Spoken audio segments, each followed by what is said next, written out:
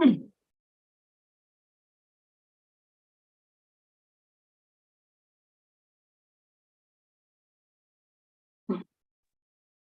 Dr. Chong Wuling here already? Maybe the last.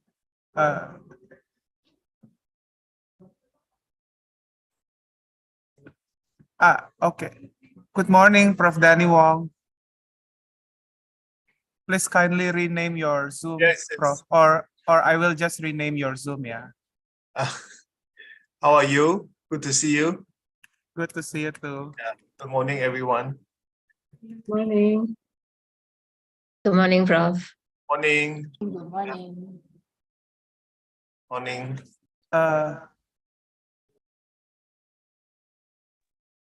Apology, Professor Danny Wong. Our dean cannot attend the seminar directly, so he will address us with recorded videos.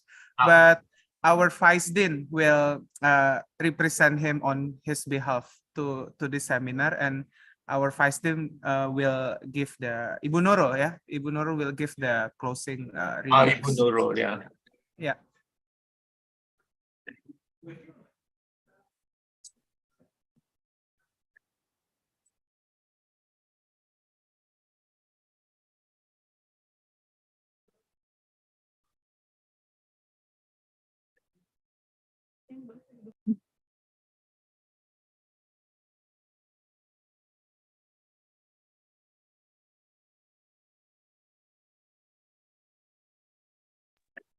Okay, I think from our end, we will just wait for the vice dean and Dr. Chong Wuling from your end.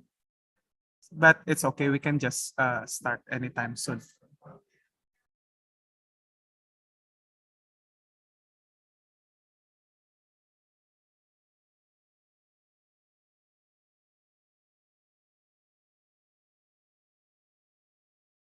How many people are we expecting to join this session?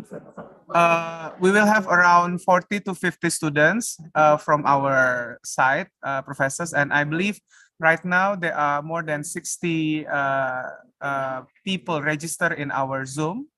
So yeah, I believe those 60 are from the UM students, yeah, who registered from the Zoom link.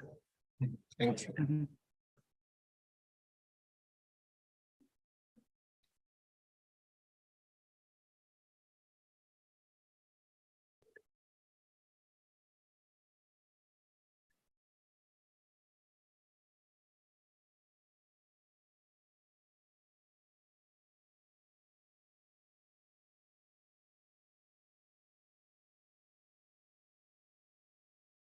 Please give us another 5 minutes. No problem. No problem. Thank you.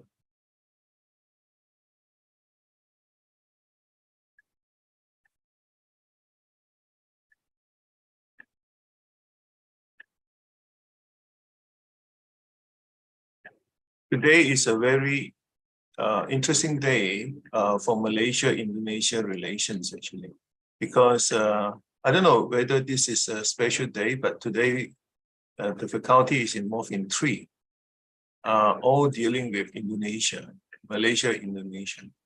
So after these two something, we have the social work. They have an event involving His Excellency, the ambassador. Then tonight we have a festival, Malaysia, Indonesia, Hubungan Budaya, Malaysia, Indonesia. So there's a performance from University Padang. Ibu Astra, how are you? Hey, how are you, Prof. Danny? Thank you so much. Oh, thank you. Thank you for jointly organizing this event. Yeah. Yeah. We're waiting actually for Dr. Nurul Isnaidi, but It's okay. maybe we can start during menunggu Bu Nurul ya untuk datang. Ya, we can start. Kita boleh tunggu kalau if you want to wait. I think we can just start. Oke, sekarang sudah 9:03 waktu Jakarta ya. Yeah. So just Suaranya nggak ada ya? Okay, we will start our webinar. Oke.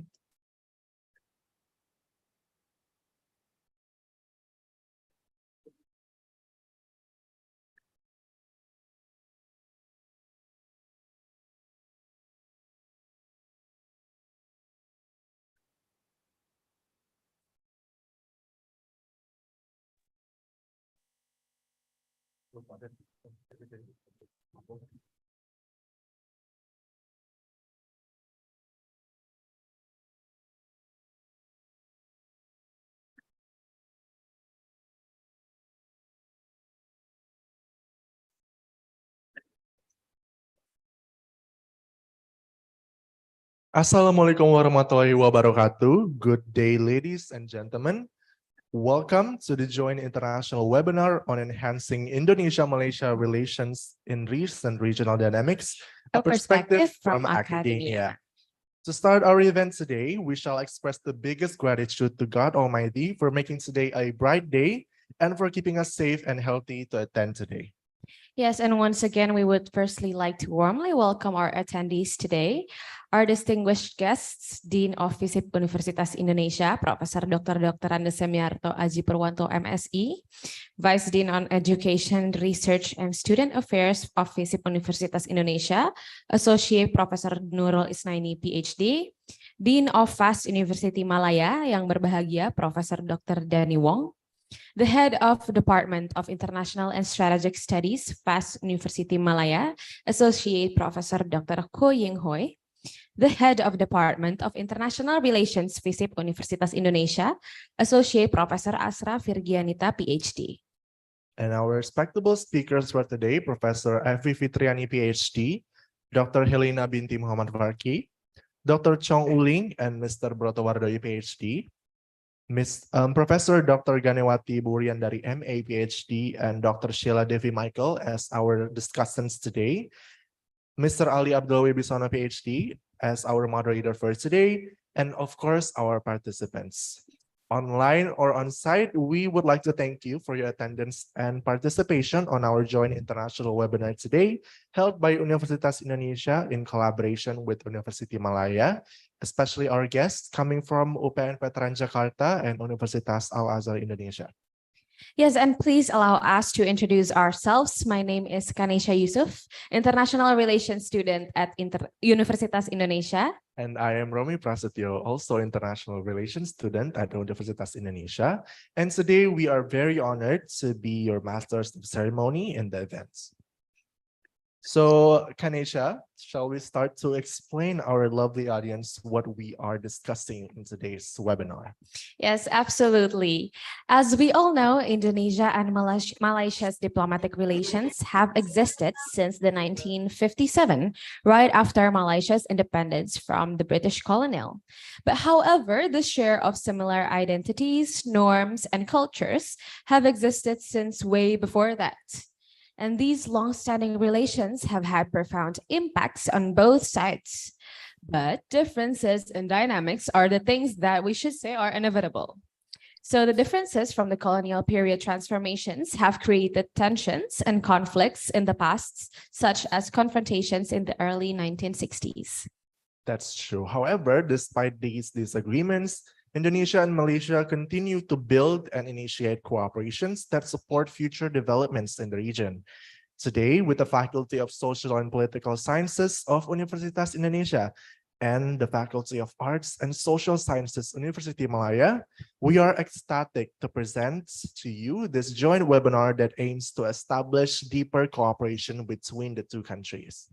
Yes, and through today's discussion, the Department of International Relations from the Faculty of Social and Political Sciences, Universitas Indonesia, and the Department of International and Strategic Studies from the Faculty of Arts and Social Sciences, University Malaya, hope to provide a platform for all of us to firstly gain even more knowledge about the topic from our speakers, then discuss about it in hopes to promote positive collaborations in academia and showcase potential and also further future activities by the two institutions. Absolutely. And now I think we can proceed to the first session of the main event. But before that, We would like to invite you, our audience, to stand up at your seats because we will start by singing the national anthem of the Republic of Indonesia, Indonesia Raya. Please stand up. Thank you.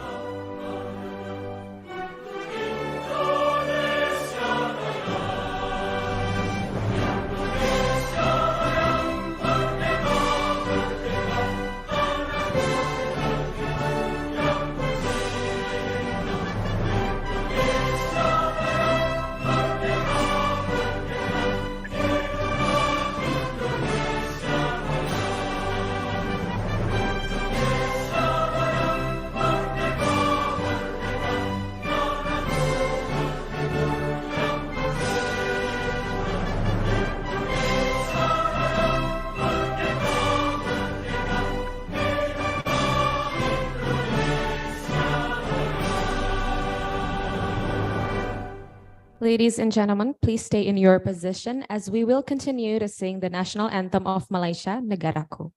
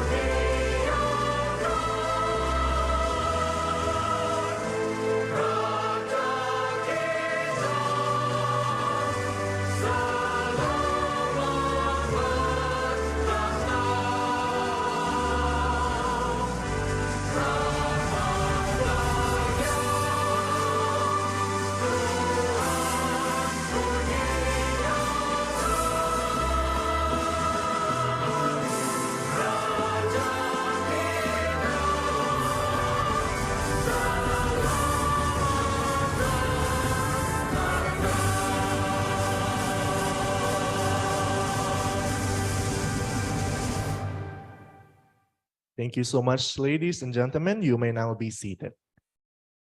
All right, moving on to our next agenda, we are going to present a welcoming speech from the Dean of FISIP Universitas Indonesia, Profesor Dr. Andes Semiarto Aji Purwanto, MSI.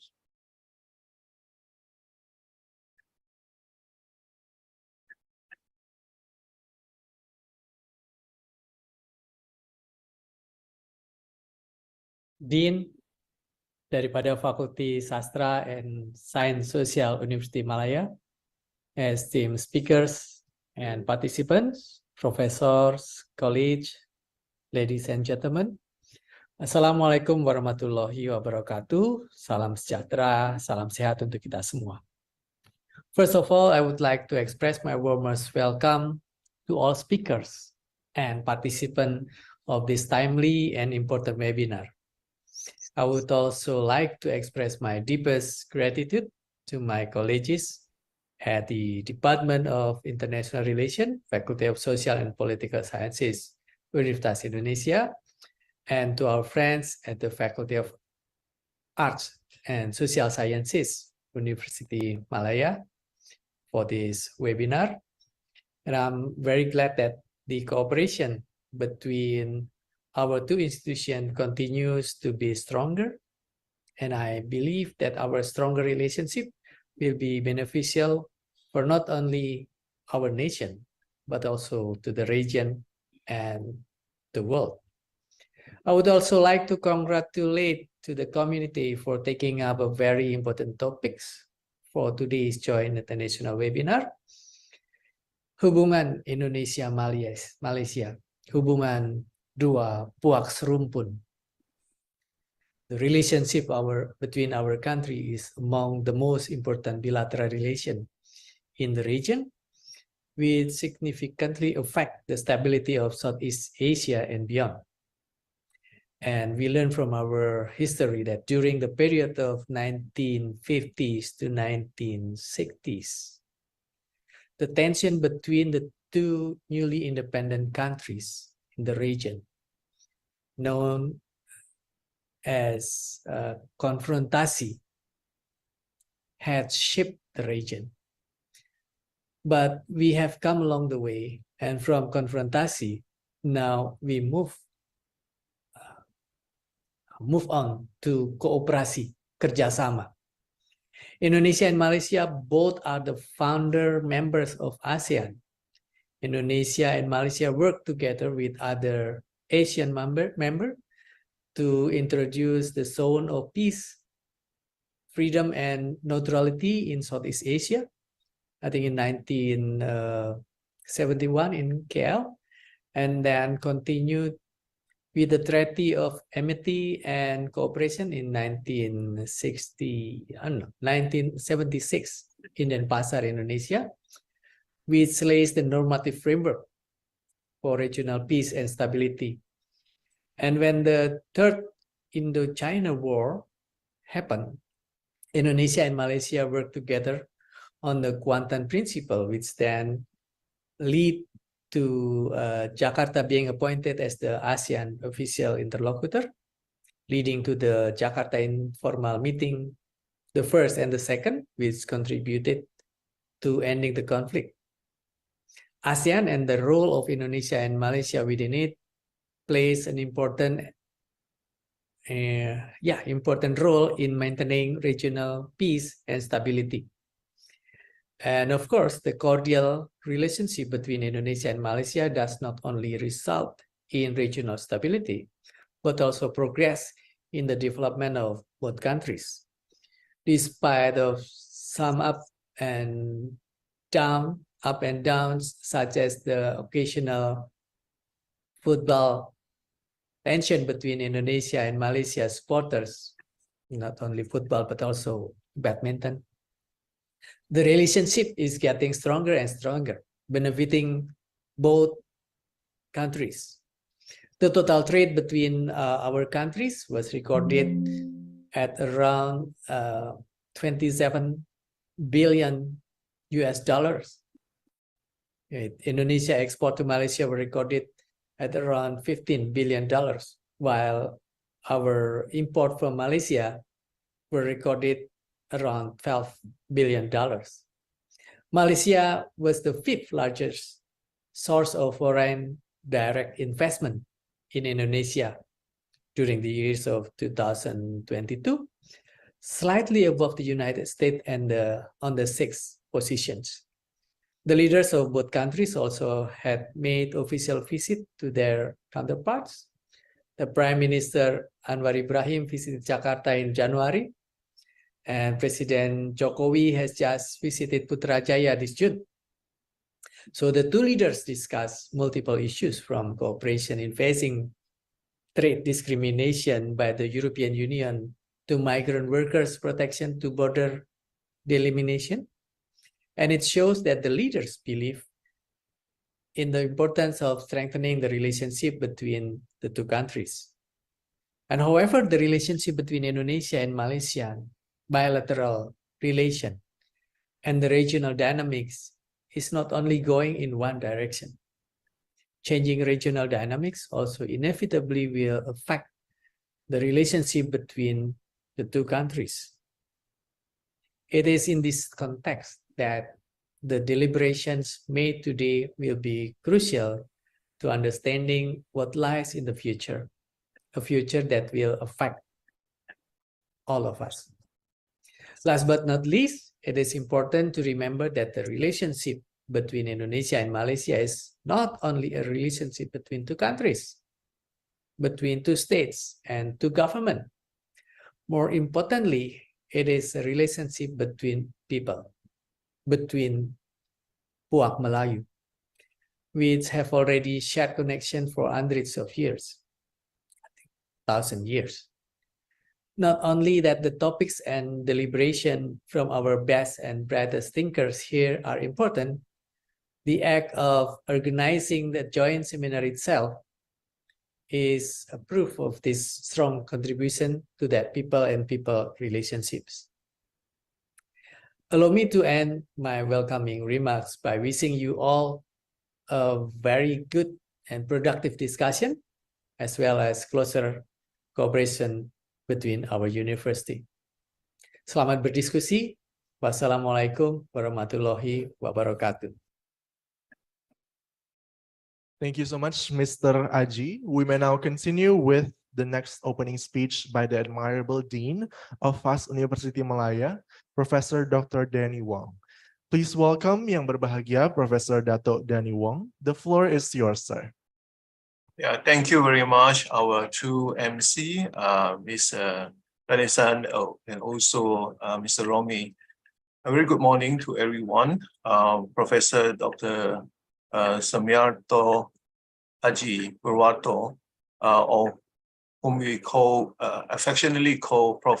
Haji, whom I had the privilege of meeting when I went to Jakarta last year, and also to Ibu Nurul Isani, our Vice Dean, who has been instrumental in linking up our two institutions. Associate Professor Dr. Astra Ojineta, our head of department of the Ilmu Hubungan International at FISIP, Universitas Indonesia. Associate Professor Dr. Koying Hui, and also my Deputy Dean, Associate Professor Dr. Helena Wake. All our speakers today and all our leaders of both institutions, our docents, our lecturers, and colleagues, friends, and students. Most importantly, our students from the two universities and two departments. Ladies and gentlemen, it is really a very happy occasion to be able to come together for our both sides to come together to talk about this very important topic of Malaysia-Indonesia relations. Now, whenever we talk about Indonesia and Malaysia, the magic word that was mentioned just now by Prof. Aji is the word serumpun or satu rumpun, which basically says that we are of the same family. And indeed, if we go back to history, one would be able to look at a very close ties, not just close ties. In fact, there was no ties in that sense. Basically, we all live under the same roof, under the same sky. And basically, we are of the same family. And we went through a lot of historical experience, similar historical experiences. We have the empires of Sriwijaya. We also have the Majapahit, Malacca, Johor Riau, and so on. And we realized that these relations was, of course, there were conquest, there were trade, there were people to people, religious relations, and so on. So a lot of similarities and also shared culture, shared experiences that we both sides actually would remember. And basically, that was how it was. And but then all this began to change as both countries or both regions came under European imperialism. We have colonialization of Malaya and the Malay land by British, and of course what is today Indonesia was under the Dutch. And both both European countries brought in different systems of governance and different trajectories in the way of relations and in the way of governing the countries and so on. So at the end of the day, when Malaysia and Indonesia came together in 1957, when we established our relationship, the two countries, even though we were of the same rumpun, somehow began to experience very different kind of ideas of how states should be, and basically we were different. And Prof. Aji also talked about how this relationship was marred by the confrontasi, the 3-4 years of confrontasi, and many other issues. But then as we prod on, we also realized that the two nations were able to come together, to work together through various initiatives such as ASA, then ASEAN, and of course, later we move on to present day ASEAN community and so on. So the bilateral relations was restored in many ways to a form that I think we are very happy to have one another, to complement one another in terms of diplomatic relations, in terms of regional collaboration, trade, and of course, most important is the people-to-people relations. And today, this webinar, this international webinar that we are having, is yet another testimony of these people-to-people relations that we are fostering. In fact, today it's a very interesting day. I was just talking about this with two of my colleagues just now, and we were very surprised that today, apart from this function, this international webinar, we also have another 2 more functions involving the faculty and the university. In fact, this afternoon, we are going to welcome His Excellency Hermano, who is the Indonesian ambassador to Malaysia. He's going to be here to participate in a Malaysia-Indonesia seminar to talk about migration, Indonesian migrations to Malaysia. And tonight, we are going to have Hubungan Budaya Malaysia-Indonesia, where we're going to have performances from Indonesia and Malaysia coming together to perform. And this is yet another testimony of our close ties. And I'm very surprised that we are having them all within the same day. This is indeed a very interesting day. I don't know if you all have consulted the calendar and say, well, this is a very auspicious day to have these functions, but nonetheless, I'm very happy that we are having these 3 events together. But today's event, this morning's event of the international seminar on the webinar on enhancing Indonesia-Malaysia relations in regional dynamics is a very interesting one. Interesting because of the fact that we put the subtitle as a perspective from academia. So we are looking at it from our point of view as academia, as people from the Menara Gading to talk about these bilateral relations. And I'm sure that what we are going to discuss, our esteemed speakers are all going to touch on very important points that will go beyond the Menara Gading to be able to put in input, to provide input to policymakers, to people who are interested to continue to promote Malaysia-Indonesia relations. So we hope that today's seminar, webinar, will be able to have that effect. And as the students are coming together, we hope that they are not just going to meet online, but they will also have the opportunity to come together. And for that, I would like to express my gratitude to Prof. Aji and also the team in UI, FUSIP UI, for welcoming our students. And we certainly hope to have more of these kind of exchanges in the future. So I won't take up more of your time, but I would like to once again congratulate and thank the organizing team for putting together this very interesting international webinar. I certainly hope that the outcome of this webinar will be of great use for to continue to help to foster a closer ties between our two countries. Well, I wish all of you a very fruitful webinar. Thank you very much. Thank you so much, Professor Dr. Danny Wong, for the remarkable opening to today's seminar. Firstly, to honor the people contributing to the discussion, we would like to present tokens of appreciation here on our screen to our speakers, discussants, and moderator. Let's put our hands together for our speakers for today. Firstly, Professor Evi Fitriani, PhD.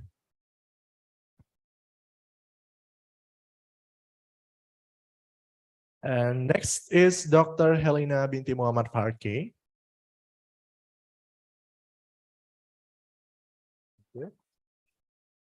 And then we have Dr. Chong Buling.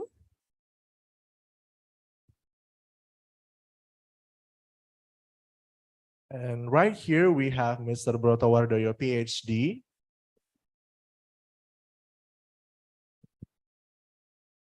For our discussants, first we have Professor Dr. Ganewati Wuryandari, MA, PhD.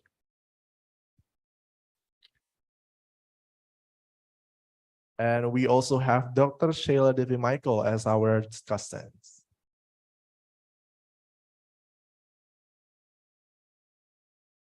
Lastly, we have Mr. Ali Abdullah Webisono, PhD, as our moderator for today.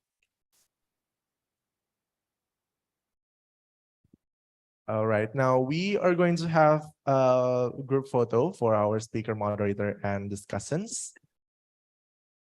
Are we ready? Yeah. Okay. Okay, we are snapping a picture in 3, 2, 1. And another one, 3, 2, 1. All right, thank you so much.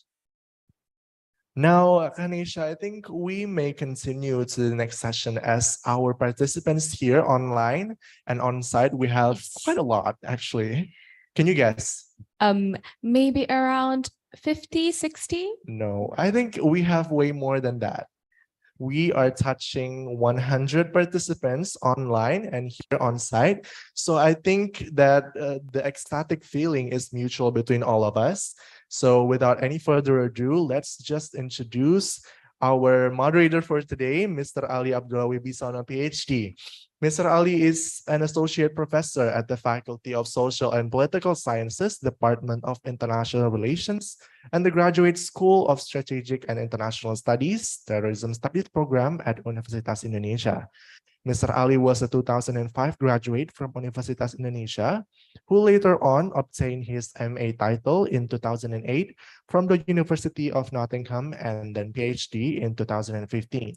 Yes, as an academic actor, Mr. Ali highly focuses his interest on international security issues and has written and published literature about the dynamics of terrorism and counterterrorism in Indonesia and non-traditional security cooperations in East Asia. In addition to that, Mr. Ali is also actively invited as a source person in seminars, FGDs, workshops related to terrorism, and in TV interviews both nationally and internationally. So without any further ado, let's put our hands together for our moderator, Mr. Ali Abdullah Wibisono, PhD. Mr. Ali, you may now take over the floor. Thank you.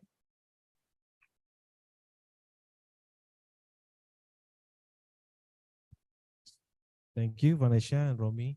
Hello, good morning, everyone. Welcome to our international webinar on enhancing Indonesia-Malaysia relations. This is a result of collaboration between Faculty of Arts, Social and Social Sciences, University Malaya, and International Relations Department, Faculty of Social and Political Sciences, Universitas Indonesia.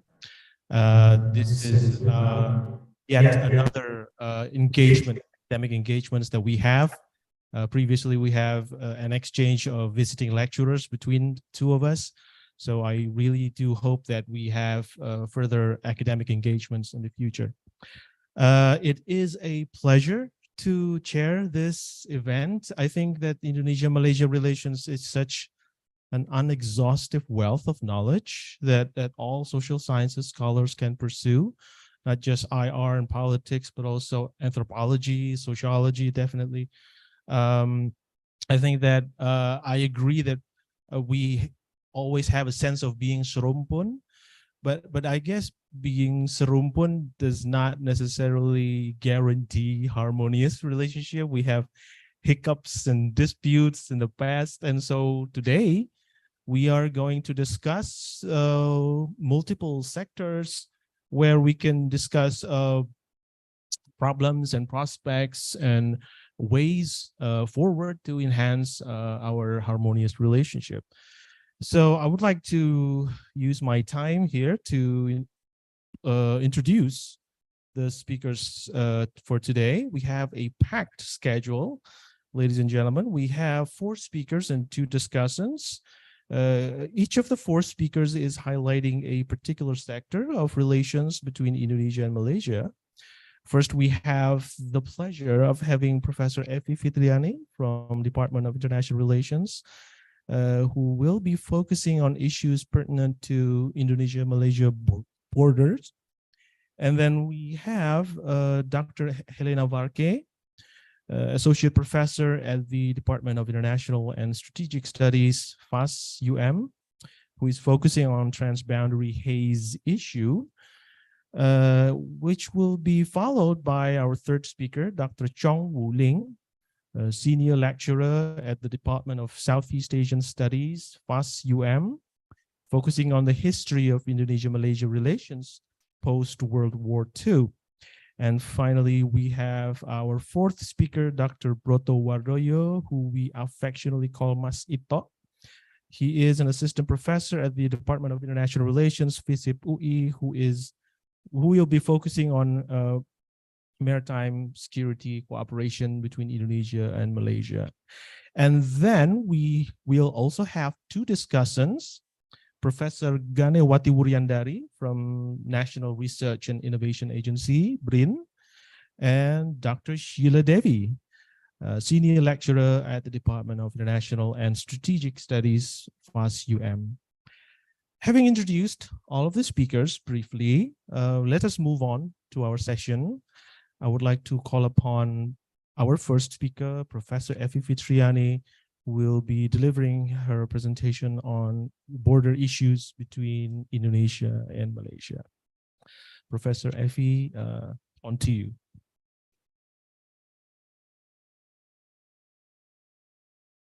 Thank you, Dr. Ali Wibisono. It's Assalamualaikum warahmatullahi wabarakatuh. Good morning. It's a great pleasure for me to participate in these seminars jointly coordinated by Universitas Indonesia and University Malaya. After such a long time, finally this kind of collaboration happened. As a 2 very close neighboring countries, I think we should have had a more this kind of academic exchange and engagement before. But anyway, better late than never. I'm very pleased this morning. I will talk about my research in the border of Indonesia and Malaysia. I have done this research from 2012 to just before the pandemic, 2019, in several areas along the border of Indonesia and Malaysia in Kalimantan. Bordering Indonesian sides, it is a province of Kalimantan Barat, Kalimantan Timur, and Kalimantan Utara. Whereas in Malaysia, it is the area of Sarawak and Sabah. I would like to also express my concern about some problems in the area. So let me start with some of my PPT. Next, please. I will divide. This is the 2 books that previously issued by my team.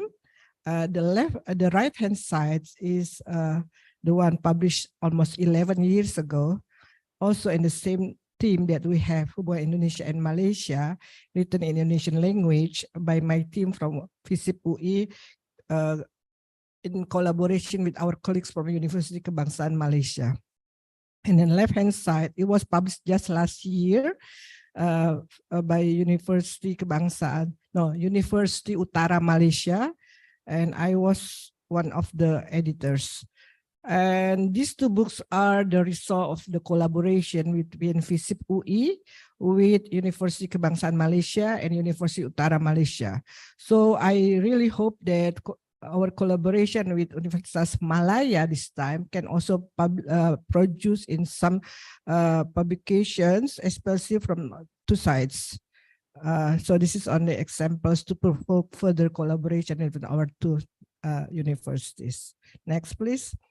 I will talk about the border based on this experience, especially the physical borders and the imagined borders. And then we'll also talk about the challenges in managing the border areas. Next, please. I will start with borders. Indonesia has, can you go for the second slide? Yes, this one. Indonesia actually bordering with 10 countries, and 3 of those we share land borders, which is Malaysia, Timor-Leste, and Papua. Of these 10 countries, maybe the closest area is Malaysia, and the more intense relations of the people and to people and also state to state is with Malaysia. So it is very important to understand what happened in the border and how we perceive the border, not only from the capital city in Jakarta, but also from the people in the border areas. Can we return to the first slide, please? So see, this is the land borders in Indonesia and Malaysia. We have maritime border, especially in Strait of Malacca, in South China Sea, or we call now with the Natuna Sea, and also in Sulawesi Sea. There are several problems in this maritime border, and 2 of those already solved by the agreement just signed last week between President Widodo and Prime Minister, I forgot who is now, Anwar Ibrahim. So we hope that more agreement will be signed to solve the border, so the problem in the border. And another one is land border. There is more than 2,000 kilometers long land border between Indonesia and Malaysia in Kalimantan or in Borneo, from Kalimantan Barat, West Kalimantan, to Kalimantan Timur, a little bit in the middle, and the Kalimantan Utara. And we see this land border is not only the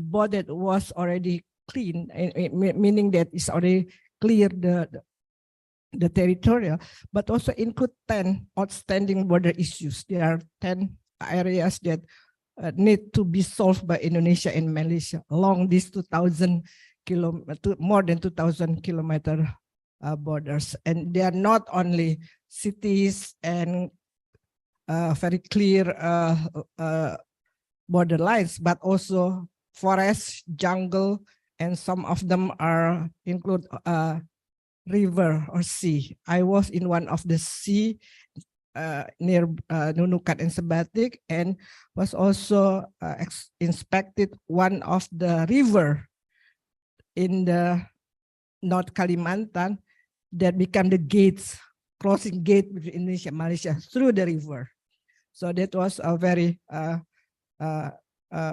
interesting phenomenon that we have to understand about the border. It's just not only about territorial. Next one, please. Yes, please.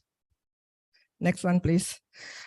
This is the area where we now know as a border between Indonesia and Malaysia. In Indonesian side, it is not only cities or a clear border gates, what we call it PLBN, Pos Lintas Batas Negara, or state crossing gates. But also you have this protected forest or productive forest, or what we call it traditional or cultural area, and also some of the a lot of palm oil plantations.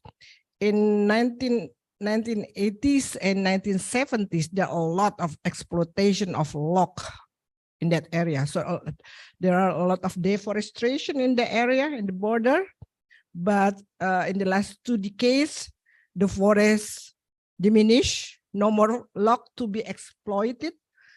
So they now build a lot of palm oil plantations. I tried to get data from my colleague who is doing research in palm oil data and palm oil about the data of how big is the palm oil plantation in the area. It was huge, but he didn't have the data. And I remember about 2018, I was one of the one who got lost in that area because in that plantation area, you didn't know whether you are in the Malaysian area or Indonesian area because it's so huge. So you get lost. We didn't know how we survived, but 3 ladies were actually survived from get out from that plantation areas.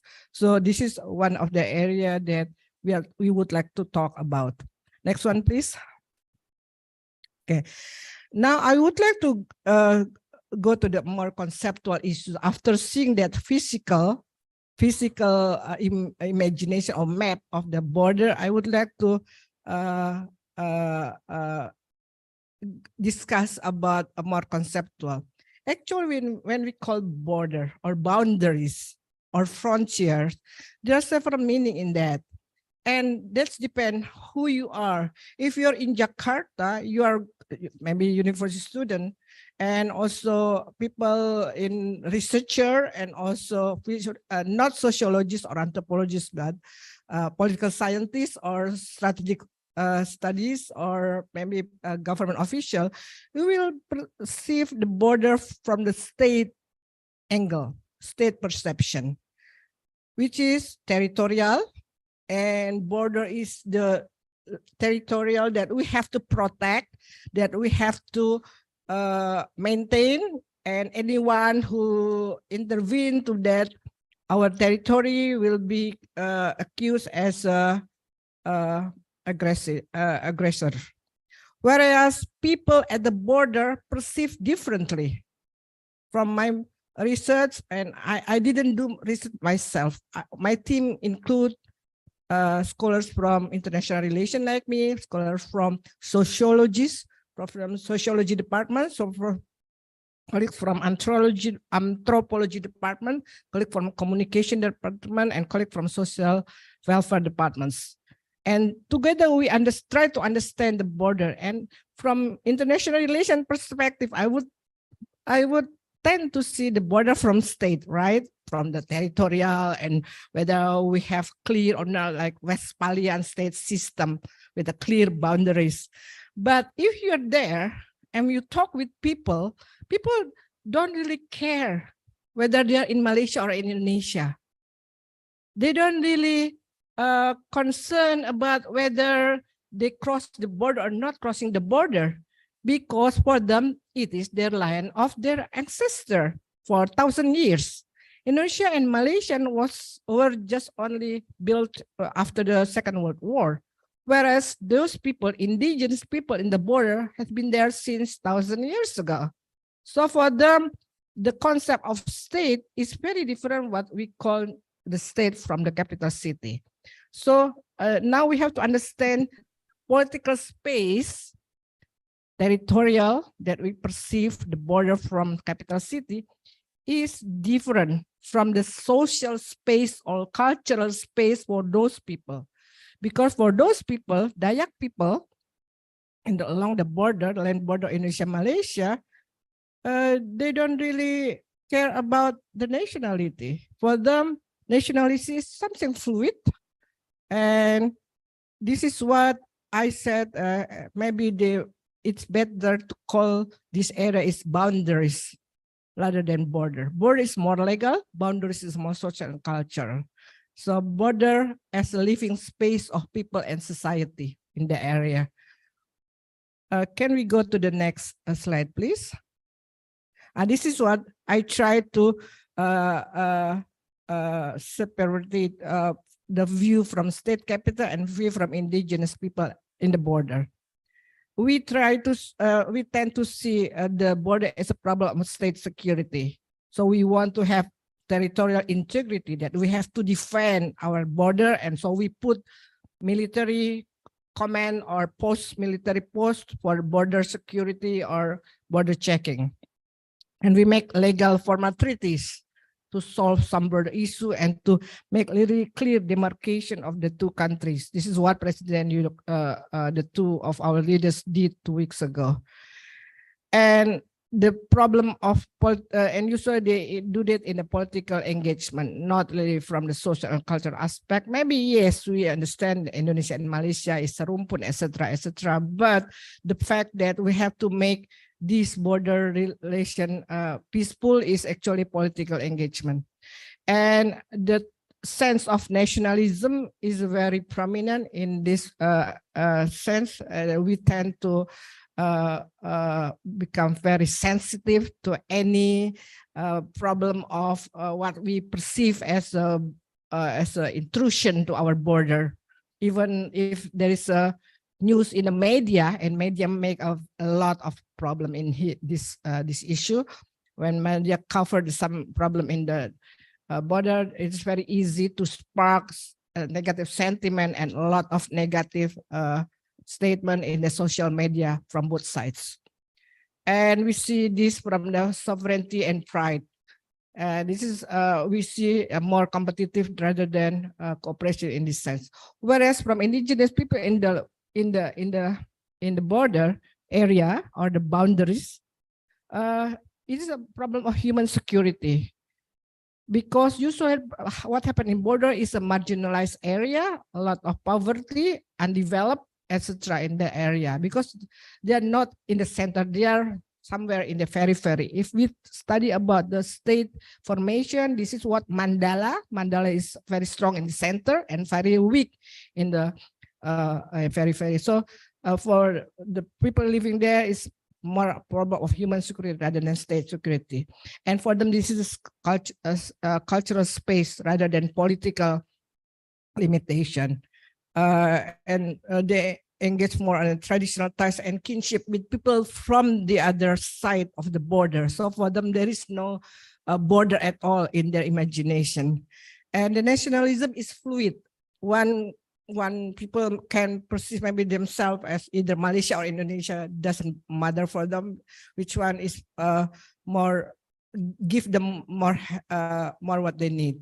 And there are more social interaction rather than political engagement. But they are very pragmatic because of the problem of survivability. That's why you can see a lot of Indonesian people maybe go to Malaysia to buy or to buy some groceries and also to go for the health check, whereas we perceive it as a problems for our social and political pride. But for people in the border, it is just a matter of survivability.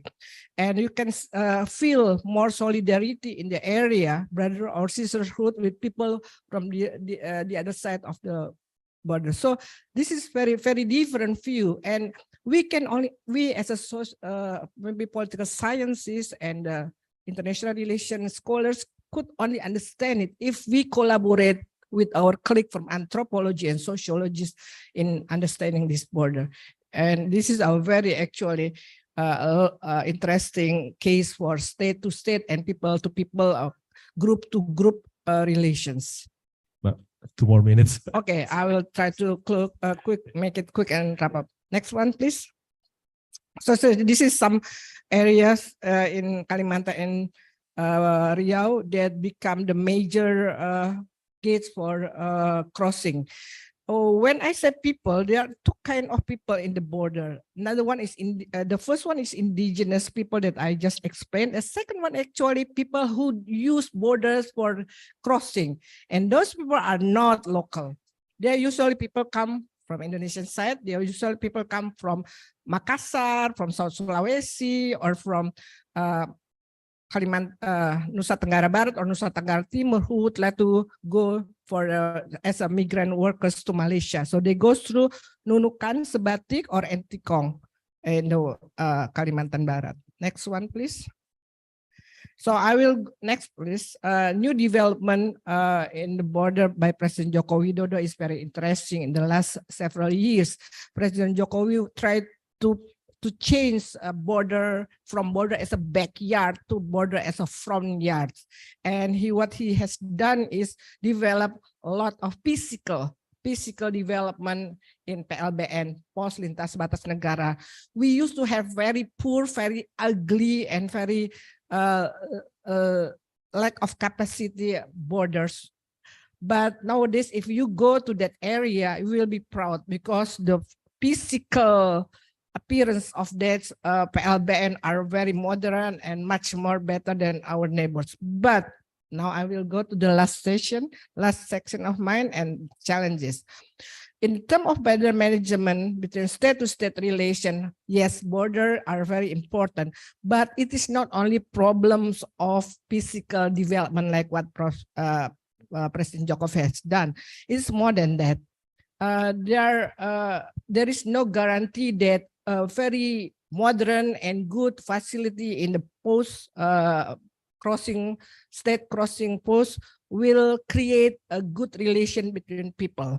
So it is important that we have much more attention to people-to-people relation in the border rather than just state-to-state relation. And it's important to have more social and cultural engagement rather than only political and legal arrangement like what we have done today.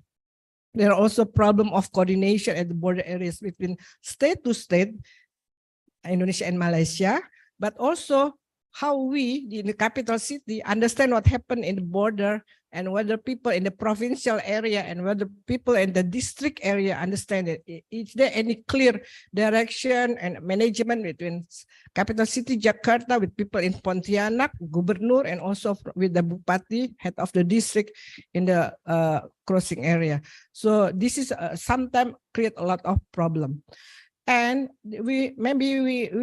President Jokowi would like to create economic development in that area, but actually also important to understand the culture and social development of that area, not only the people from Indonesian side and Malaysia and how they connect each other, but also people from the border area with the inland country of Indonesia. And don't forget there are a lot of traditional crime, non-traditional, it should have non-traditional crimes in the area, meaning there are a lot of smuggling, either people, food, goods, and also arms in the area. And don't forget drug smuggling in the area. And there are a lot of modern people use traditional ways or through the plantation or or the forest to get this illegal stuff crossing the border. So a lot of also non-traditional crimes happen in the area. And also another problem is how do we preserve the natural resources at the border areas. As I mentioned before, log has gone now, forest has gone in the area. So what we have, there are actually a lot of mining minerals also in the area. So whether we also would like to destroy this land border for the sake of economic development, now it's up to us how we manage. And this is what I think the roles of academia is important. I'm very happy with this forum when we as academic can discuss what we should do with our border area.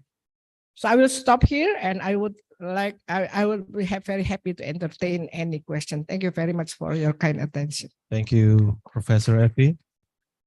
Yeah.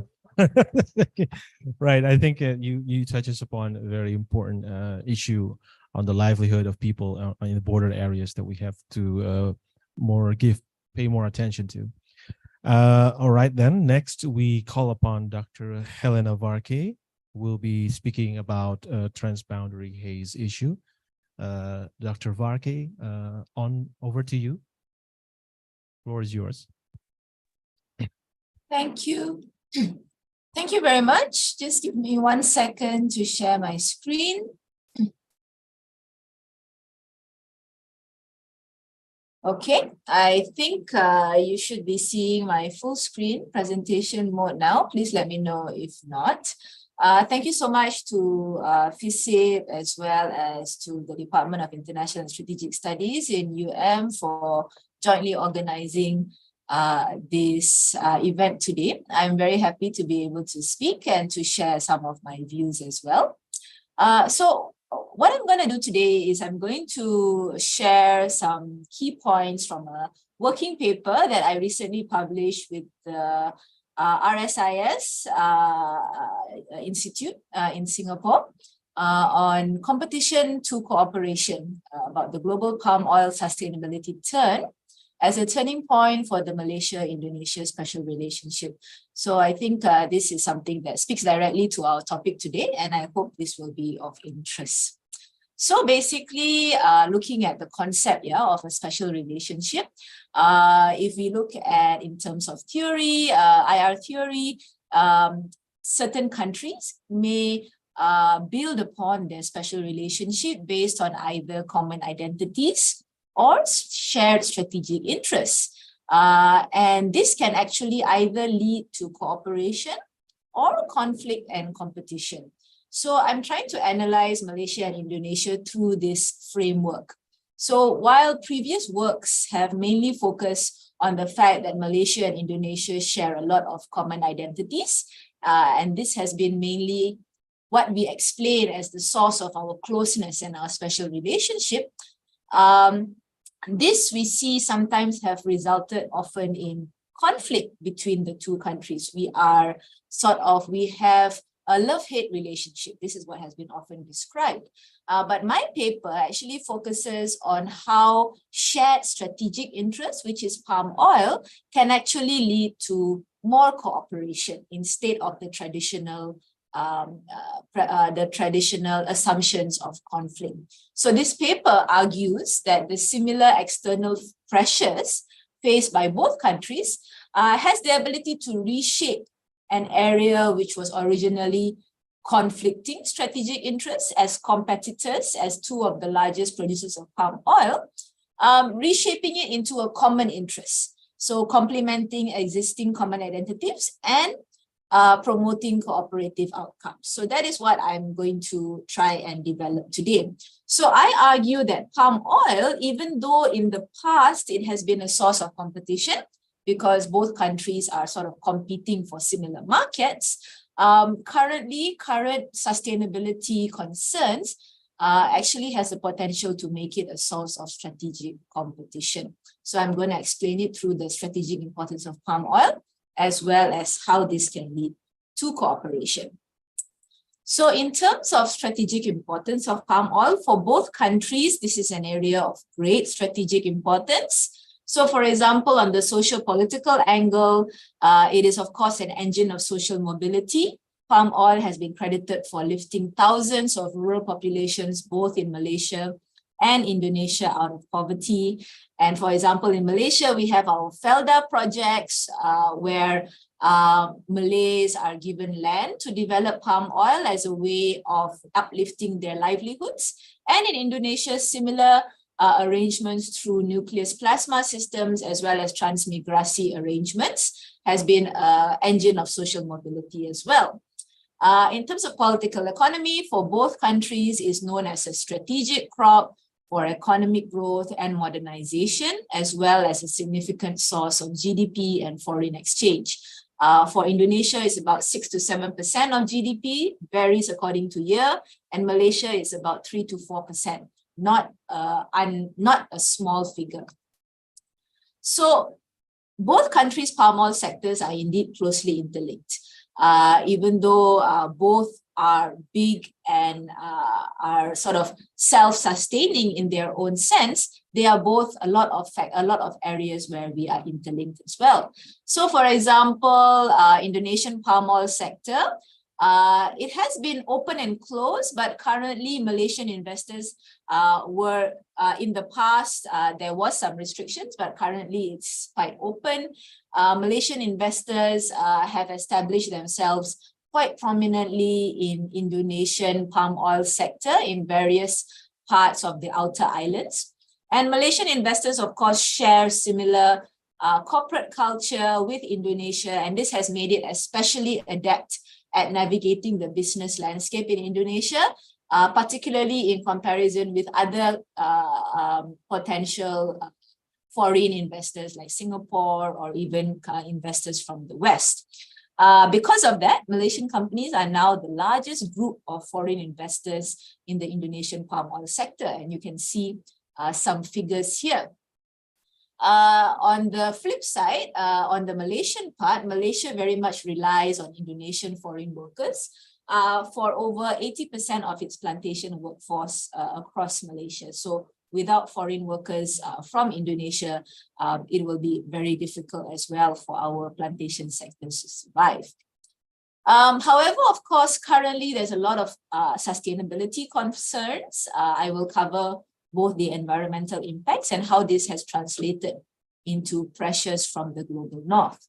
So in terms of environmental impact, palm oil plantation expansion has been identified as a major driver of deforestation and also a threat to endangered animals. So for example, if you see the map here, you can see the overlap, the great areas of overlap between peatlands as well as palm oil. So you would see that there's a lot of palm oil actually present in peatlands in both Malaysia and Indonesia.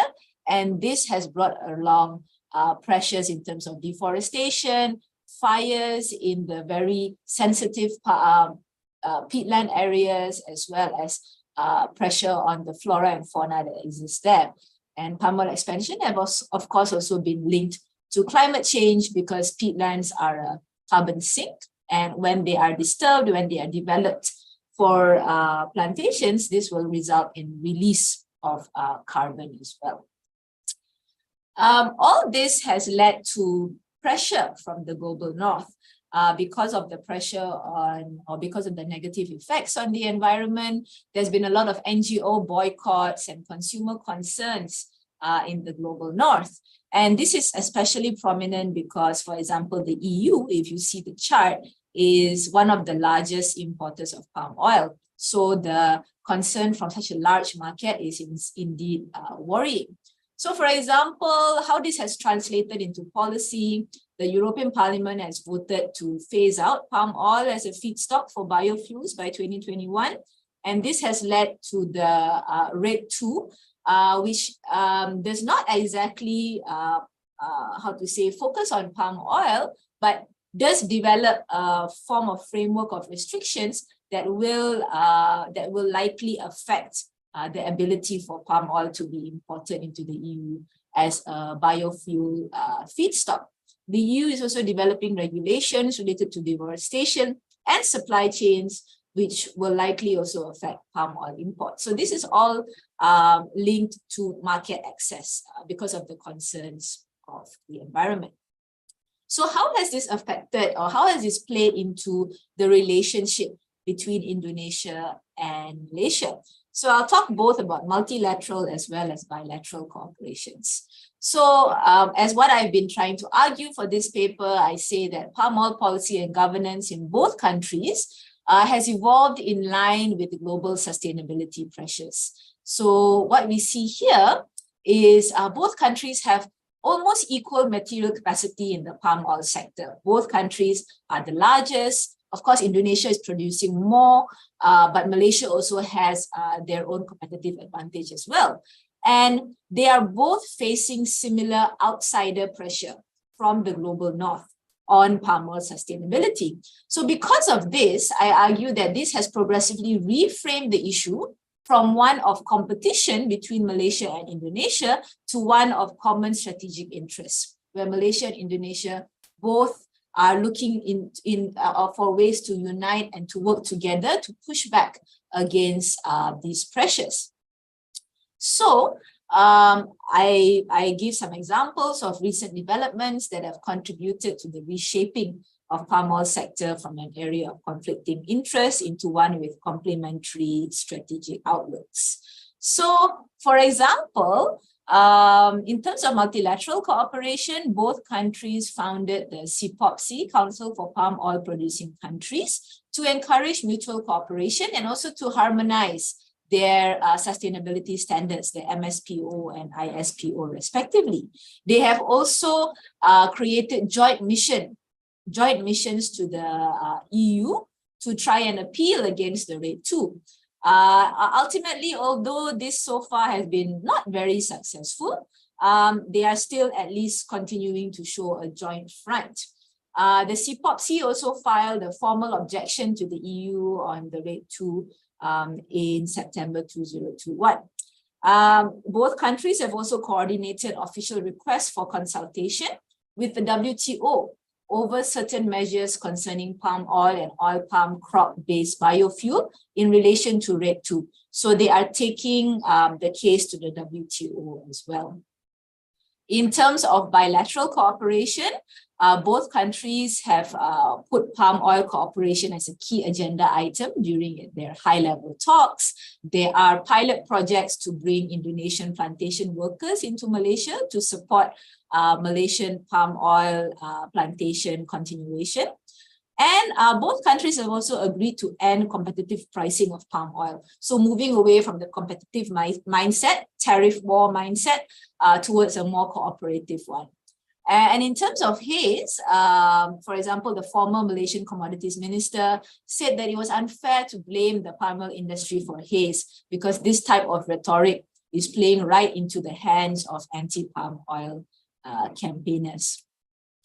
So as a whole, what this actually shows is that even though sustainability pressure or concern for the environment has led to more awareness and more concern over the environment in Indonesia and Malaysia, for example, both countries have their sustainability standards now and are going through a lot of improvement in their local systems to ensure that there is sustainability and environmental care in the palm oil sector.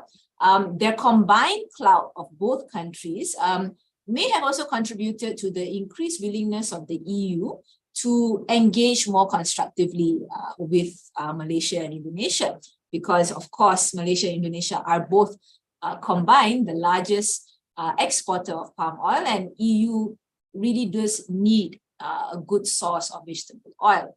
So for example, a positive outcome of the collaboration is that the EU agreed to establish a joint working group on palm oil between EU and ASEAN, and this hopefully will lead to better outcomes both in terms of the RED II, as well as future policies that may affect palm oil market access. And as a whole, in terms of the theoretical framework, what I hope this study will be able to contribute is to an increased understanding about areas of shared strategic interest in a way that they can complement the common identities and also vice versa. So possibly we can view palm oil as a way to positively enhance a special relationship instead of a traditionally competitive relationship that we have seen in the past. So that is all I would like to share today, and I look forward to the discussion. Thank you very much. Thank you so much, Dr. Varkey. And I think your presentation also touches upon a very important subject of how oil palm sector transform from being a competitive to cooperative sector between Indonesia and Malaysia, and also an engagement with the EU, between ASEAN and the EU in terms of palm oil sector.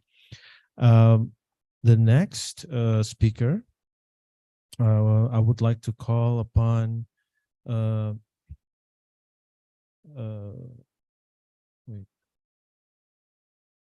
I would like to call upon Dr. Chong Wu-Ling to deliver his presentation on history of Indonesia-Malaysia relations post-World War II. Dr. Chong Wu-Ling, the floor is yours, sir. Thank you, Dr. Ali. I would like to share my my slides.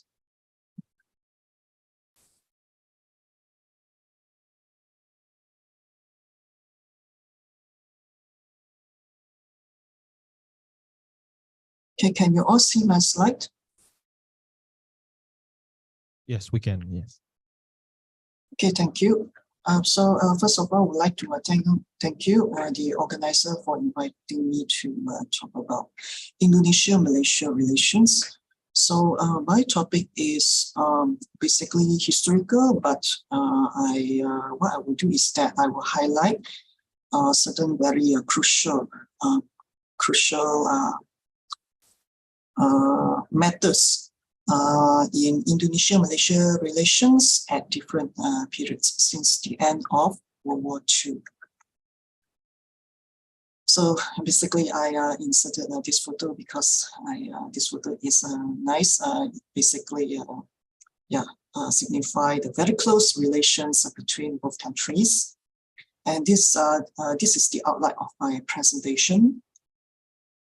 So basically, my presentation examines the relations between Indonesia and Malaysia since the end of the World War II. Just like what Professor Evie and Dr. Helena just now have told us, that Indonesia and Malaysia are very close, share common identities, and also strategic interests. What more, both are multi-ethnic countries with various languages and dialects. So these are some basic important information about Indonesia. So all of us already know that Indonesia is the biggest country in Southeast Asia. The population size is about 275 million. And the main ethnic groups, the first one would be the Javanese. It's around 40.1%, followed by Sundanese, 15.5%, and the Malays are the third largest ethnic group, 3.7%. And of course, the rest are made up of many different ethnic groups with different languages. And Indonesia also has the largest Muslim population in the world. Now, even though Javanese is the biggest ethnic group, somehow the mother tongue of the Javanese is not the national language. Instead, it is Bahasa Indonesia or Indonesian language, similar to the Malay language that was made the national language of the country. Indonesia was colonized by the Dutch for more than 300 years. So this is just some of the historical background. So the nationalists proclaimed independence after the end of the Second World War. However, immediately the Dutch intended to reoccupy Indonesia, and this led to the breakout of the War of Independence until 1949. Then only the Dutch acknowledged Indonesia's independence on 27 December 1949. Now, what about Malaysia? Now, in terms of the population size, ours is much more smaller than Indonesia. We have only about 32.7 million. And our main ethnic groups, so basically many people would say that Malay, Chinese, Indians, but actually, if we follow our census, our official census, basically the biggest ethnic group according to our census would be Bumiputra. So Bumiputra include not only Malays, but also other indigenous groups in Sabah and Sarawak. Then the Chinese is the second largest ethnic group, but it is the Chinese for now is less than a quarter. The Chinese now only form 23.2%, and the third largest ethnic group would be Indians, 6.7%. Malaysia composed of two regions, namely the Peninsula and East Malaysia, Sabah, Sarawak, and Labuan. And overall, Malaysia was used to be colonized by Portuguese, Dutch, and the British, but actually it was the British that brought significant impacts to Malaysia. Before independence, Peninsular Malaysia was known as Malaysia, And Malaya achieved independence on 31st August 1957. It was a result of negotiation between our political leaders and the British. And then later, Malaysia was established on 16 September 1963. It comprised Malaya, Singapore, Sabah, and Sarawak. But later in 1965, Singapore was separated from Malaysia due to political issues. Okay, so now I will talk about the relations between Indonesia and Malaysia immediately the end of World War II until 1957. Now, actually, during the Indonesian War of Independence, many people of Malaysia actually provided moral and material support to Indonesia. In fact, hundreds of Malayans went to Indonesia to join the fight against the Dutch. So later, Indonesians provided strong moral support to the independence movement in Malaysia. However, according to Ho Yin Chan in his book published in 2018, he also pointed out that in general, from Indonesians' perspective, Malaya's independence was inferior, relatively inferior compared to that of Indonesia, because Indonesia achieved independence through a bloody revolution. Unlike Malaya, Malaya achieved independence through negotiation without involving any bloody revolution. Moreover, Malaya still kept the Malay monarchy system or sultanates as part of its political system. And for some Indonesians, this monarchy system was a symbol of feudalistic elements in society and should be removed. Okay, then what about from 1957 until 1965? So basically, the relations between both countries deteriorated. That means it became worse during this period of time. So first of all, in 1958, so descendants, politicians and military officers in Sumatra formed a rebel government called the Pemerintah Revolusioner Republik Indonesia, or better known as PRRI. So this movement was supported by the rebel movement in Sulawesi as well. So the one in Sulawesi was called Piagam Perjuangan Semesta Alam, or better known as PEMSTA. Now, both movements were anti-communist and were actually backed by the United States at that time. Now, although Malaysia announced a policy of non-interference in this issue, it was at the same time sympathized with the rebellion. In fact, Malaysia allowed members of the PRRI to visit the country regularly to promote their cause. Now, when later both rebel movements were dismantled by the Indonesian army, Malaysia also granted asylum to the Sumatran rebels who had escaped to the country.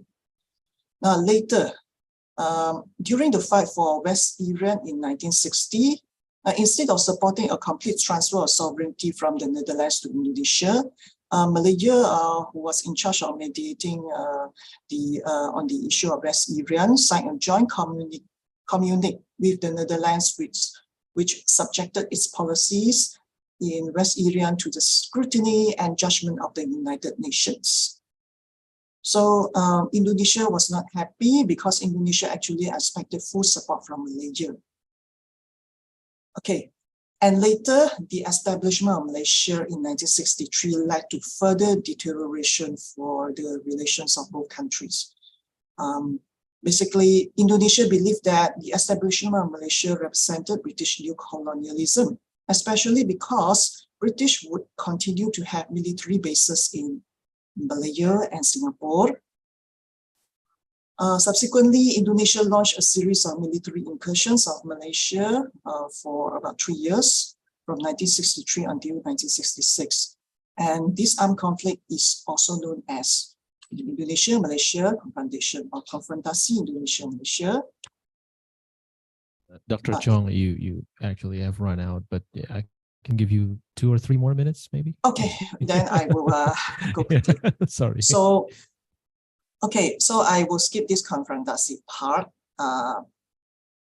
So basically, after the end of confrontasi, the relations between both countries improved because First of all, in the 1970s, the Malaysian government made the Malay language the main medium of instruction in the education system.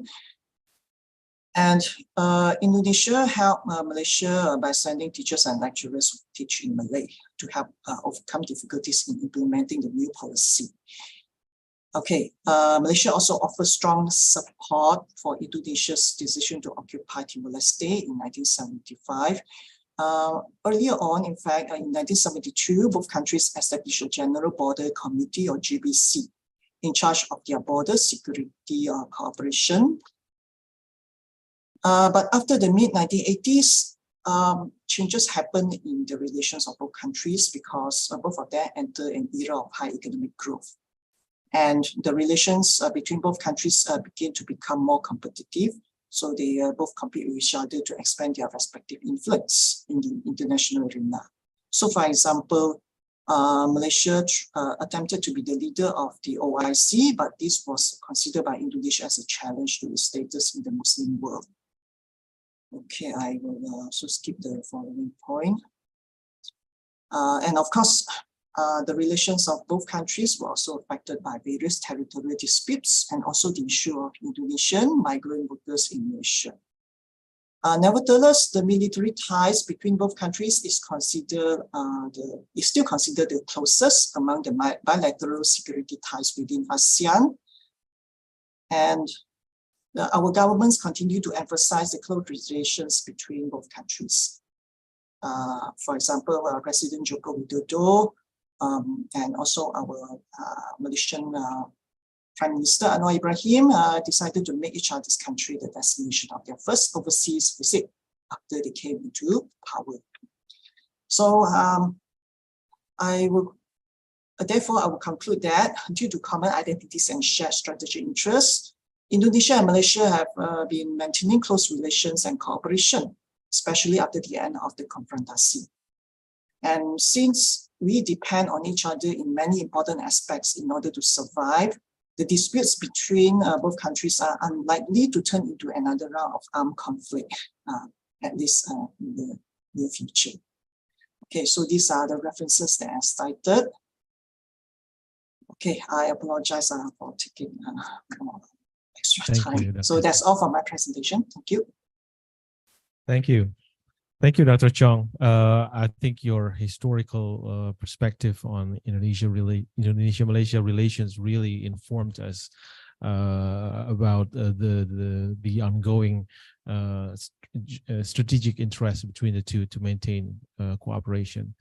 The next one, we have Dr. Broto Wardoyo, who will deliver a presentation on maritime security cooperation between Indonesia and Malaysia. Mas Ito, the floor is yours.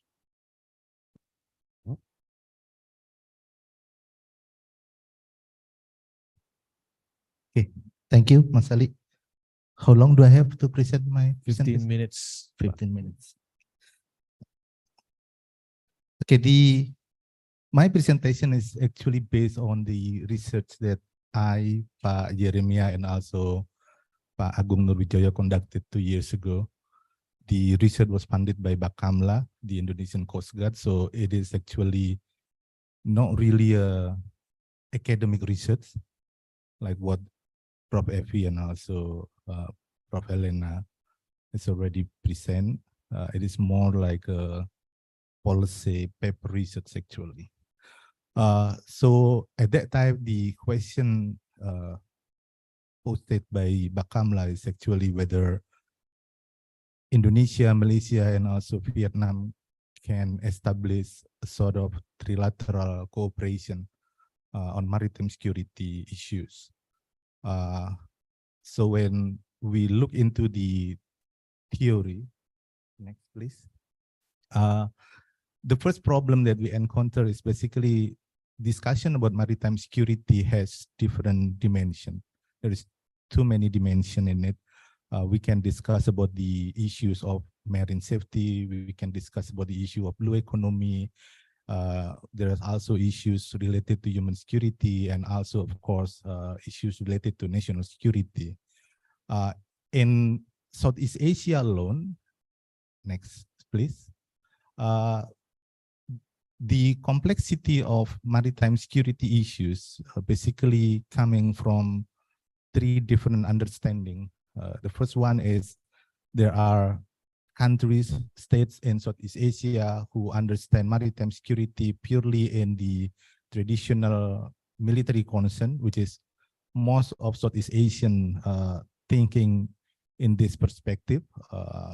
When we discuss about maritime security, usually we discuss about the Navy instead of Coast Guard and other agencies. But there is also a rising understanding that maritime security issues in Southeast Asia is related to non-traditional security concern. I think this is one of Pak Ali's research interests to discuss about the sea piracy, and then there's also issues of trafficking and so on and so forth. And the newest understanding on maritime security in Southeast Asia consider these issues within the economic concern. So they discuss about the possibility of establishing cooperation or joint projects, which basically to utilize what we have in sea. So this different kind of cooperation rising in the past few years. Next, please.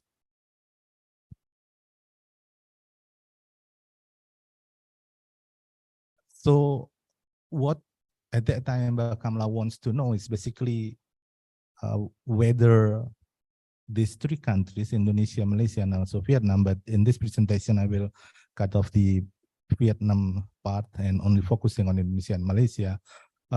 Do this country has similar perception of threat? One of the main question is whether Indonesia, Malaysia, and also Vietnam consider China, for example, as the main threat in the maritime domain. And then there was also another question of what is the vulnerability of these countries in terms of maritime security management. And once we identify those two questions, we basically can discuss about the prospect for cooperation, whether it will be doable in the future or not. Next, please. So the framework that we use at that time, we utilize two different concepts. The first one is the concept of threat perception, which is a part of it focus on the China threat perception. And then there is a second concept of multilateralism. The interesting part is basically there are a few scholars who are focusing on the study of multilateralism in East Asia, in ASEAN in particular, and they kind of argue that basically multilateralism can actually work in ASEAN. We have Professor Evian here who can give you a full lecture on the ASEAN mechanism. Me, myself, I'm not really a believer in ASEAN, so I always think that if we want to cooperate, basically we need to have a similar interests and also similar threat perception instead of based on certain norms. But the idea of multilateralism in the past few years has been entertained by scholars, and they think that the multilateralism mechanism, it actually works in the economic dimension, but not necessarily so in security and political dimension.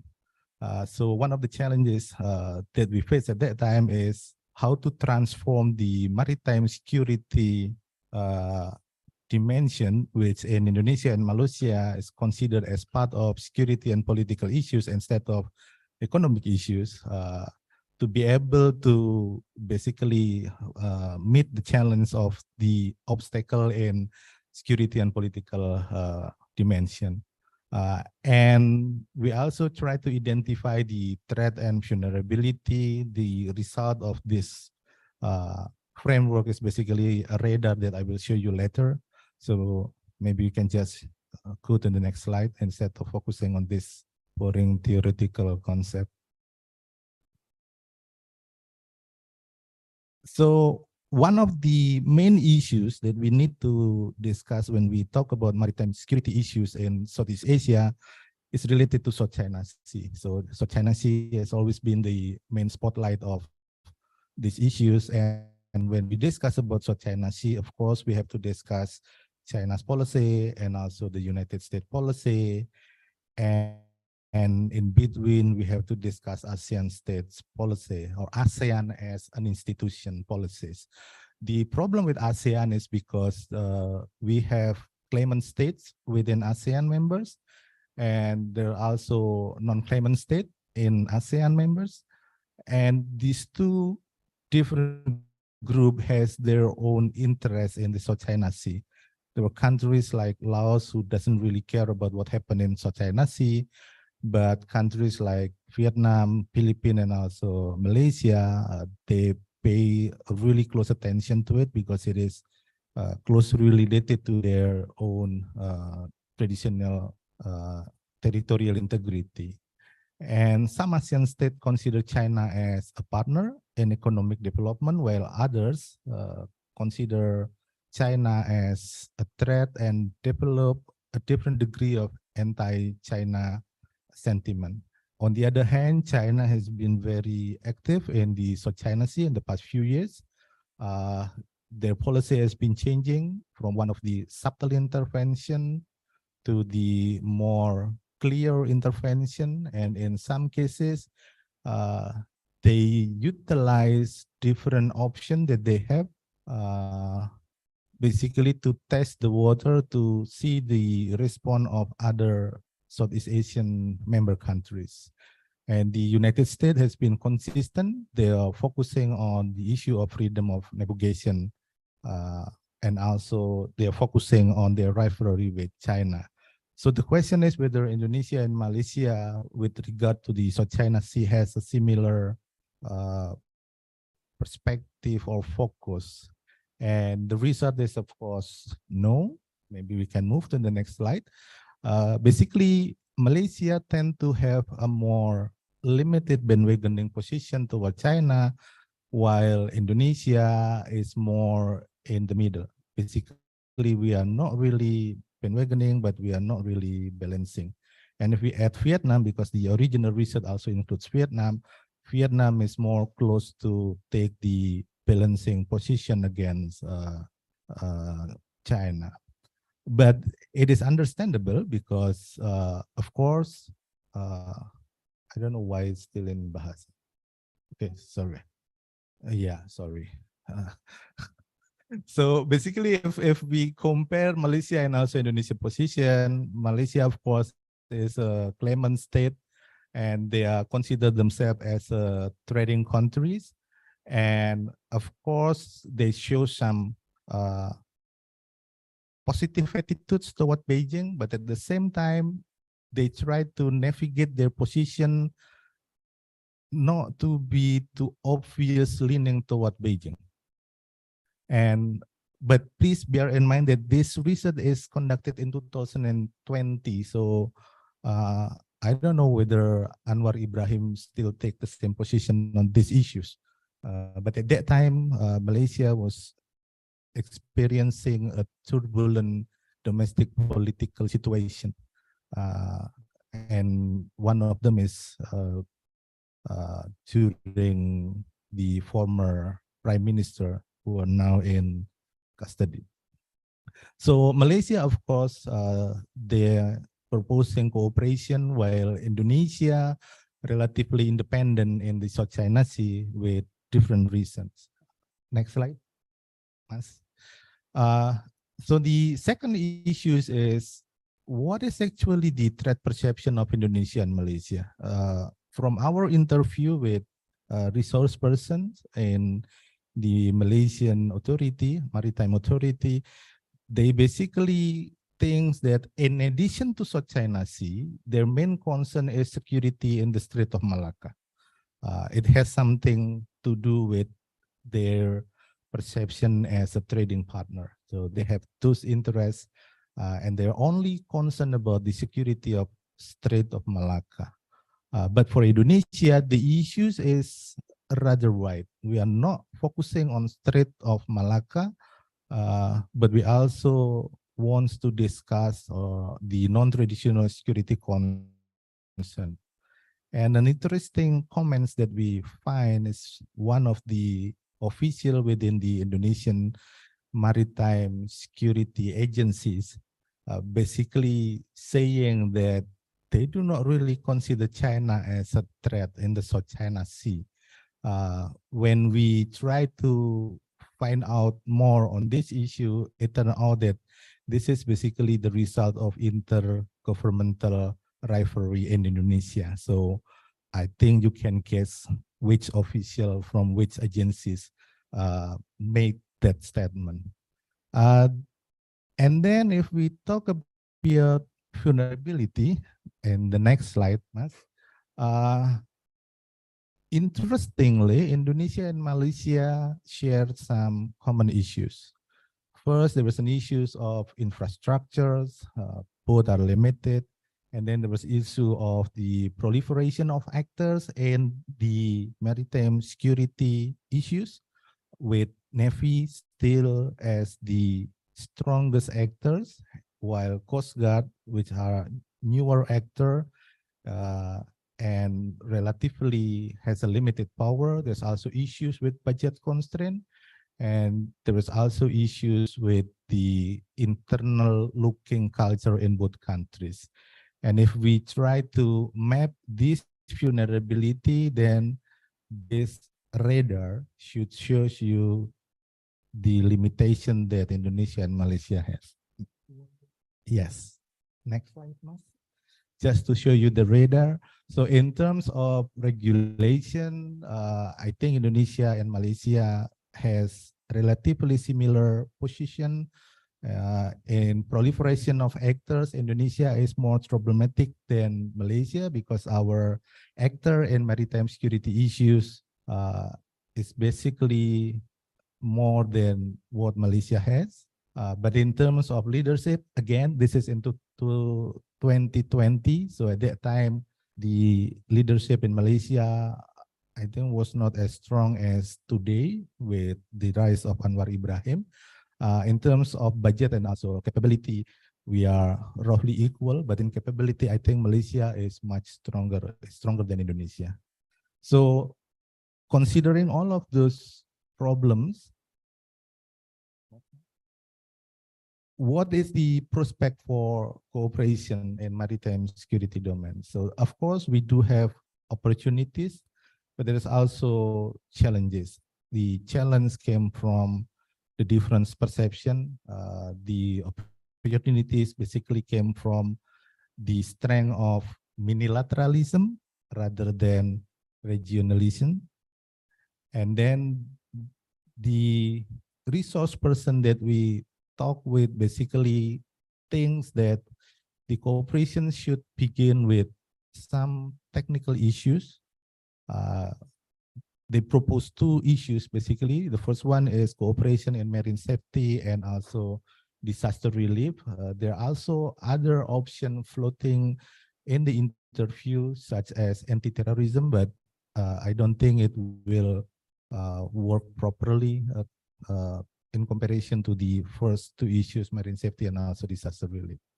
The Malaysian positioning at that time was they were depending on the timing of the cooperation and then also the details of the agreement.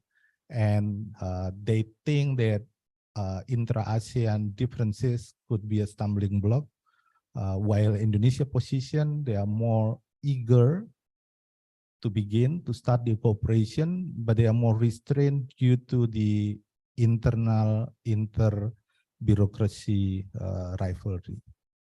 I think I will stop here and back to you, Mas Ali. Thank you, Mas Ito. Thank you. I think Dr. Broto Wardoyo's presentation touches upon the need for further cooperation on marine safety and disaster relief. And I think this is an opportunity that we can particularly get because we already solved our maritime border demarcation with Malaysia recently. I think I'm the next one that we call is a discussion. The first discussant that we call upon is Dr. Sheila Devi Michael, a senior lecturer at the Department of International Relations and Strategic Studies, FAS UM. Dr. Sheila Devi, the floor is yours. You have 10 minutes as a discussant. Thank you so much, Dr. Ali. All right. It's a very interesting sessions that we had today, especially collectively, I can say all the speakers have been talking about non-traditional security concerns between Malaysia and Indonesia. Because when I gather from Prof. Evie's border issues, the challenges at Indonesia-Malaysia border area, she has actually touched on how both governments both governments are facing border issues, especially when it relates to crimes, non-traditional security crimes such as people smuggling, trafficking, piracy, and so on. So it takes both governments' initiatives to come together to tackle this. And I think we can clearly see this with our two prime ministers, President Jokowi and also Prime Minister Anwar, when they signed 6 bilateral agreements, touching on most of these issues that all our esteemed speakers have touched on. And then Dr. Helena, with the pertinent issue on transboundary haze issues, she very fittingly put in from competition to cooperation, and how both countries, leaders should strategically discuss these transboundary issues, because transboundary haze, which it is, as much as we share common identities, I think we are sharing all these non-traditional security concerns from what Prof. Evie has touched on, from border issues, and then Dr. Helena on this haze issues, how she discussed that we used to compete, but now we have used that to cooperate on this matter. And of course, Dr. Chong has given us the perspective, brought us back to historical moments on how the hate-love relationship that Malaysia and Indonesia had. But I think moving forward with the current, I would like to really focus on the current meeting that both leaders had in June. I think we have this dynamic transformation, transitioning to a new era, especially post-pandemic that we all have suffered enough. And of course, Dr. Broto, he touched on maritime security cooperation. It is a concern, regional concern, especially when we talk about South China Sea disputes, and then we have claimant, non-claimant states between not only these two countries, but also all our other neighboring countries. But moving forward, of course, he thinks that ASEAN doesn't work, so he strongly believes in minilateralism. But I think any strategic initiatives would definitely strengthen the cooperations between Malaysia and Indonesia. So that's my take. But of course, the question that I would like to, if we have the time,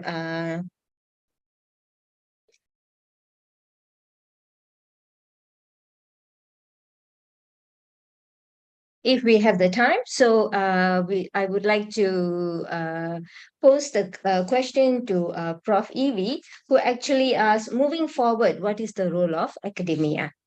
Thank you. All right. Dr. Sheila Devi, I think I missed some of your points recently because I think you froze and then I couldn't hear. What was the question that you want to pose? Oh, of course, the role of academia, because I think that is the question that actually Prof. Evie posed, what would be the role of academics, Oh, I see. special. So I think it is very relevant to all of us, I suppose, and that is why we are here gathering here. So it's a very pertinent discourse that all of us should actually contribute, addressing these NTS issues in the region when we talk about Indonesia and Malaysia. Thank you, All Dr. right. Ali. Thank you, Dr. Sheila Devi. So I think what the core question is, what is the role of academia in enhancing Indonesia-Malaysia cooperation further? The next one, we call upon Professor Ganewati Wulandari from National Agency for Research and Innovation. Professor Ganewati, you have 10 minutes as a discussant. Are you already with us, Professor Ganewati? Yeah, thank you. You are muted, Prof. Ganewati. You're still muted, thank you. Yeah. Good morning, everyone. I have PPT actually. Would you please have, because I have already sent to the organizer for the committee.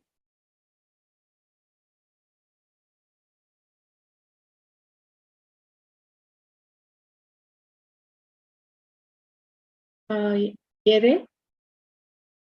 Yere?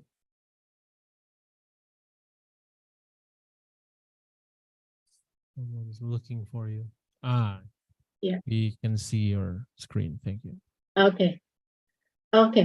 Thank you. Thank you, moderator. Good morning, everyone. First of all, I would like to express my deep gratitude for the Department of International Relations, University of Indonesia, and the Faculty of Sastra and Science, Social, University Malaya, who inviting me for this joint international webinar. I really do appreciate for this important event, not only as a forum for the exchange of ideas from the academia, both from Indonesia and Malaysia. As far as I know, that the activities that discuss about Indonesia and Malaysia bilateral relations from international perspective are rarely discussed, especially among Indonesian academia. And I really happy to hear this morning from Professor Danny Wong who told us that there are two others similar events in Malaysia who talking about Indonesia and Malaysia relationship. And I also know that NUUM, University of Utara Malaysia, they also have Indonesian studies. So this is quite surprisingly when I went there.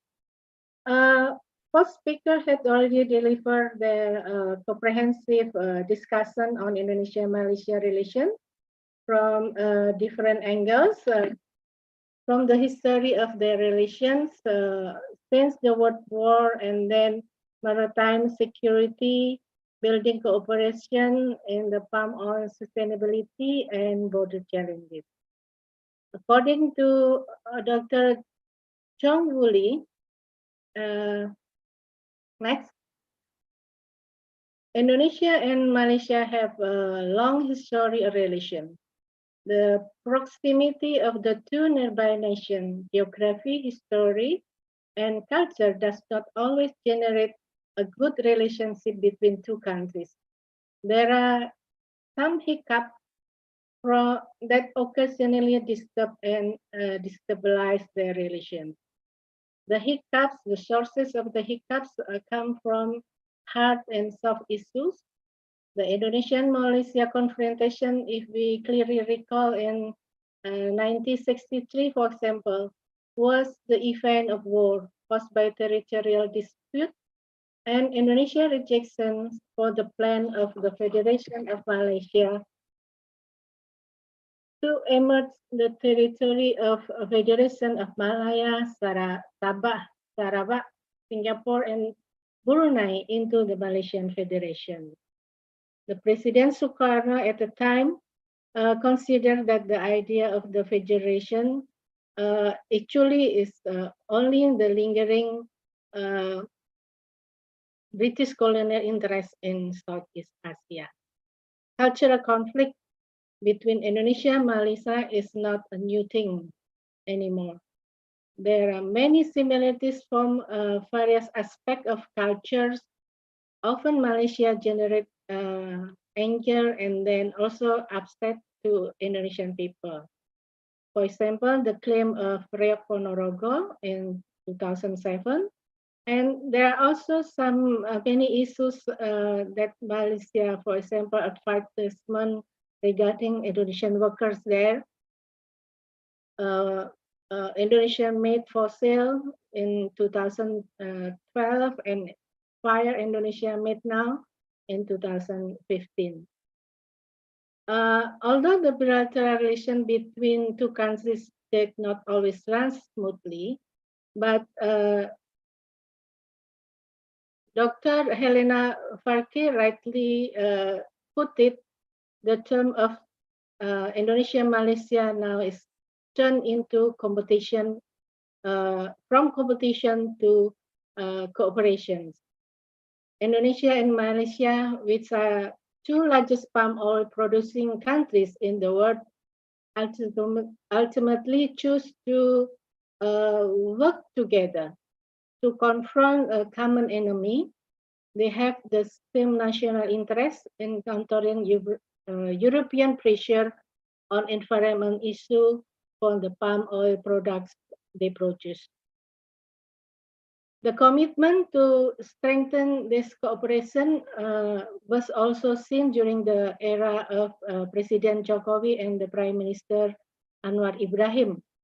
After 18 years negotiation, Indonesia and Malaysia finally agreed on maritime boundaries in Malacca Strait and Celebes Sea in this early June.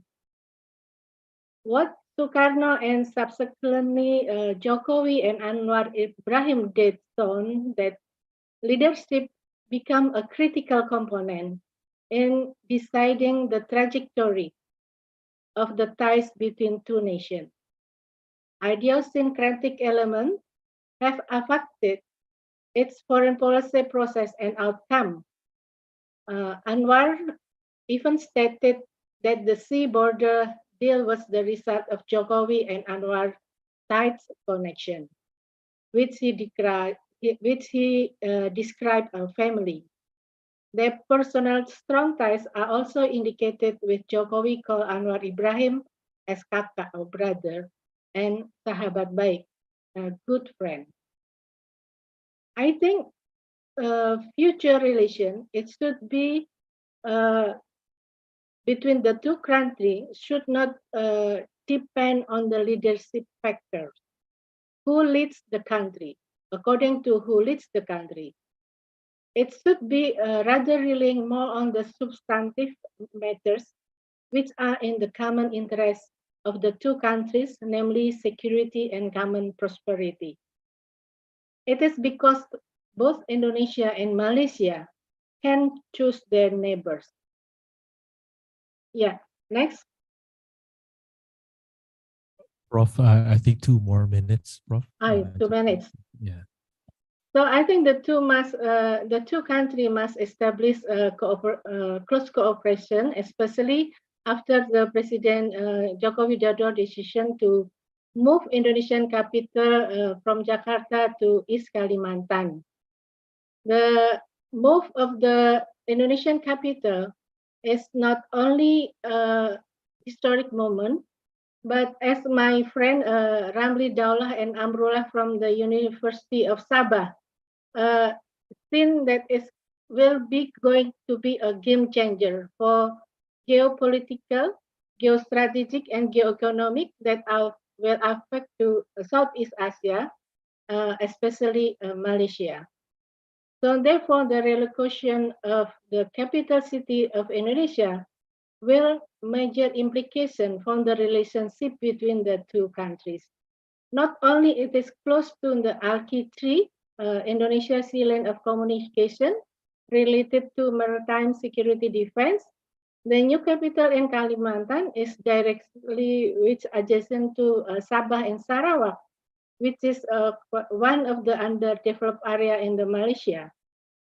So with the transfer of Kalimantan, it is not only a change of location, the traffic of the people, goods will increase and Sabah will receive that impact in Sarawak. So the fundamental problem right now faced in those areas is connectivity. The economy between Sabah and North Kalimantan is still constrained by connectivity, still relying on sea lanes, no flights, and the connectivity in the land is also so difficult.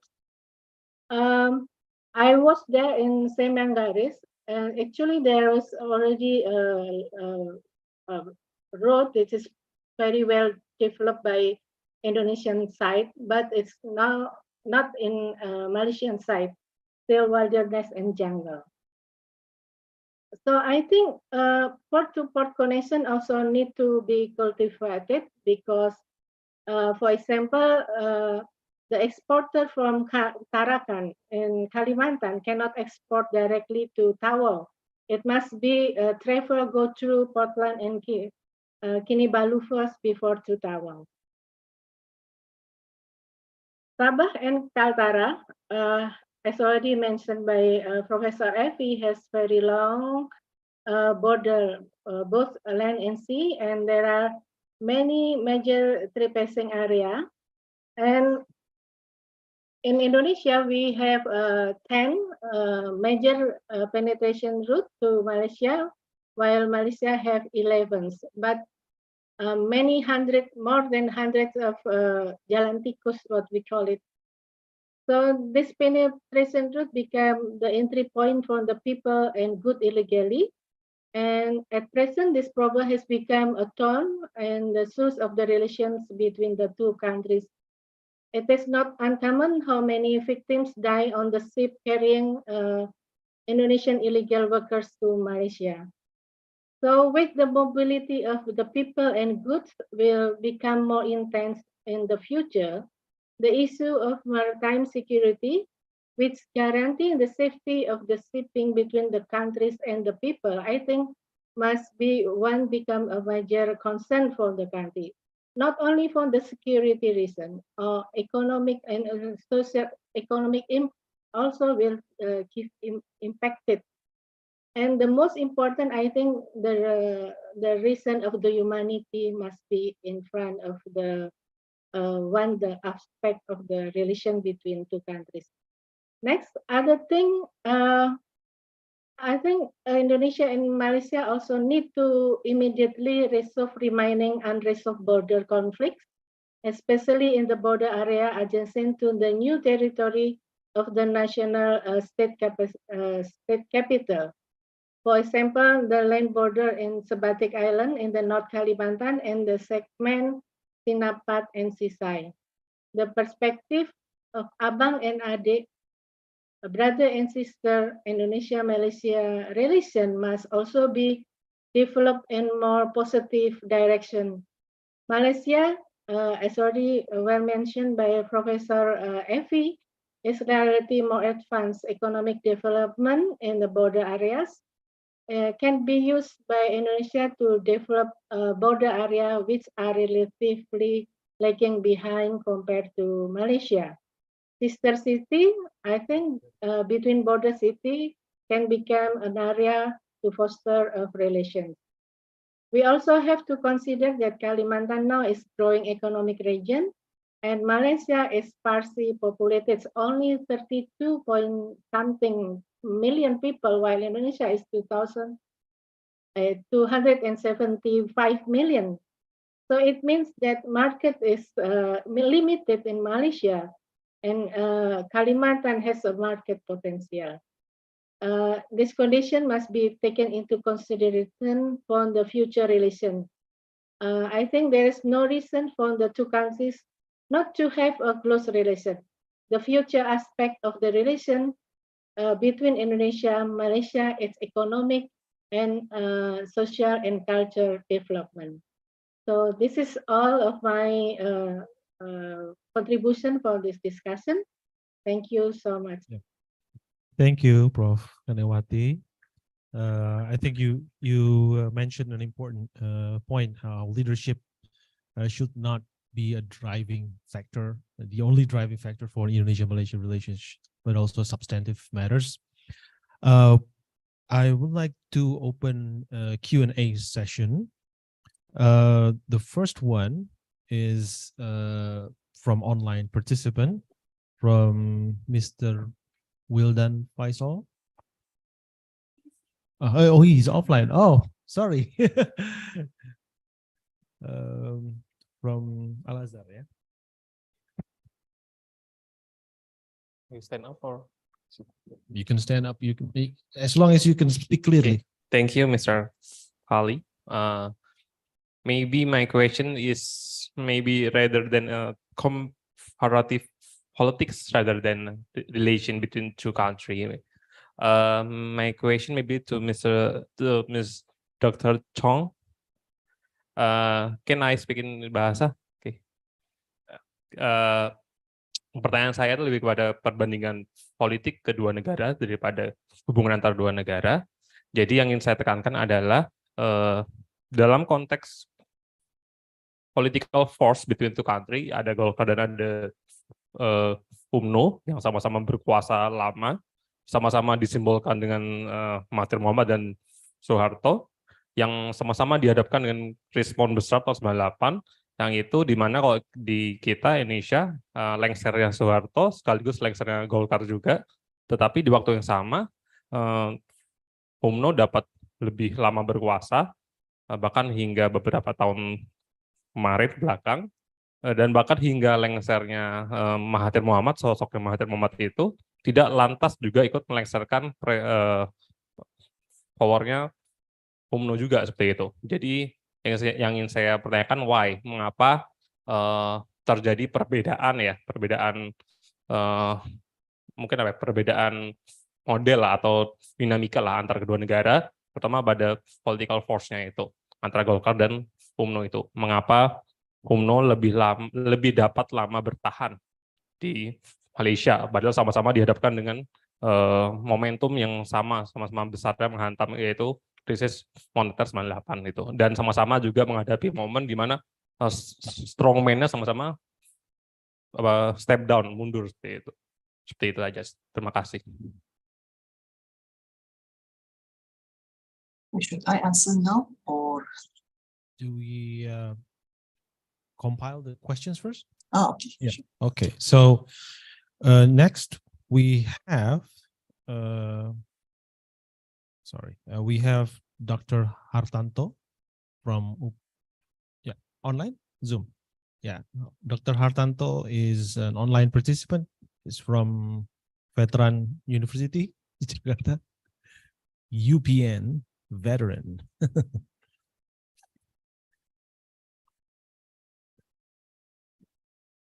Is Dr. Hartanto with us? No?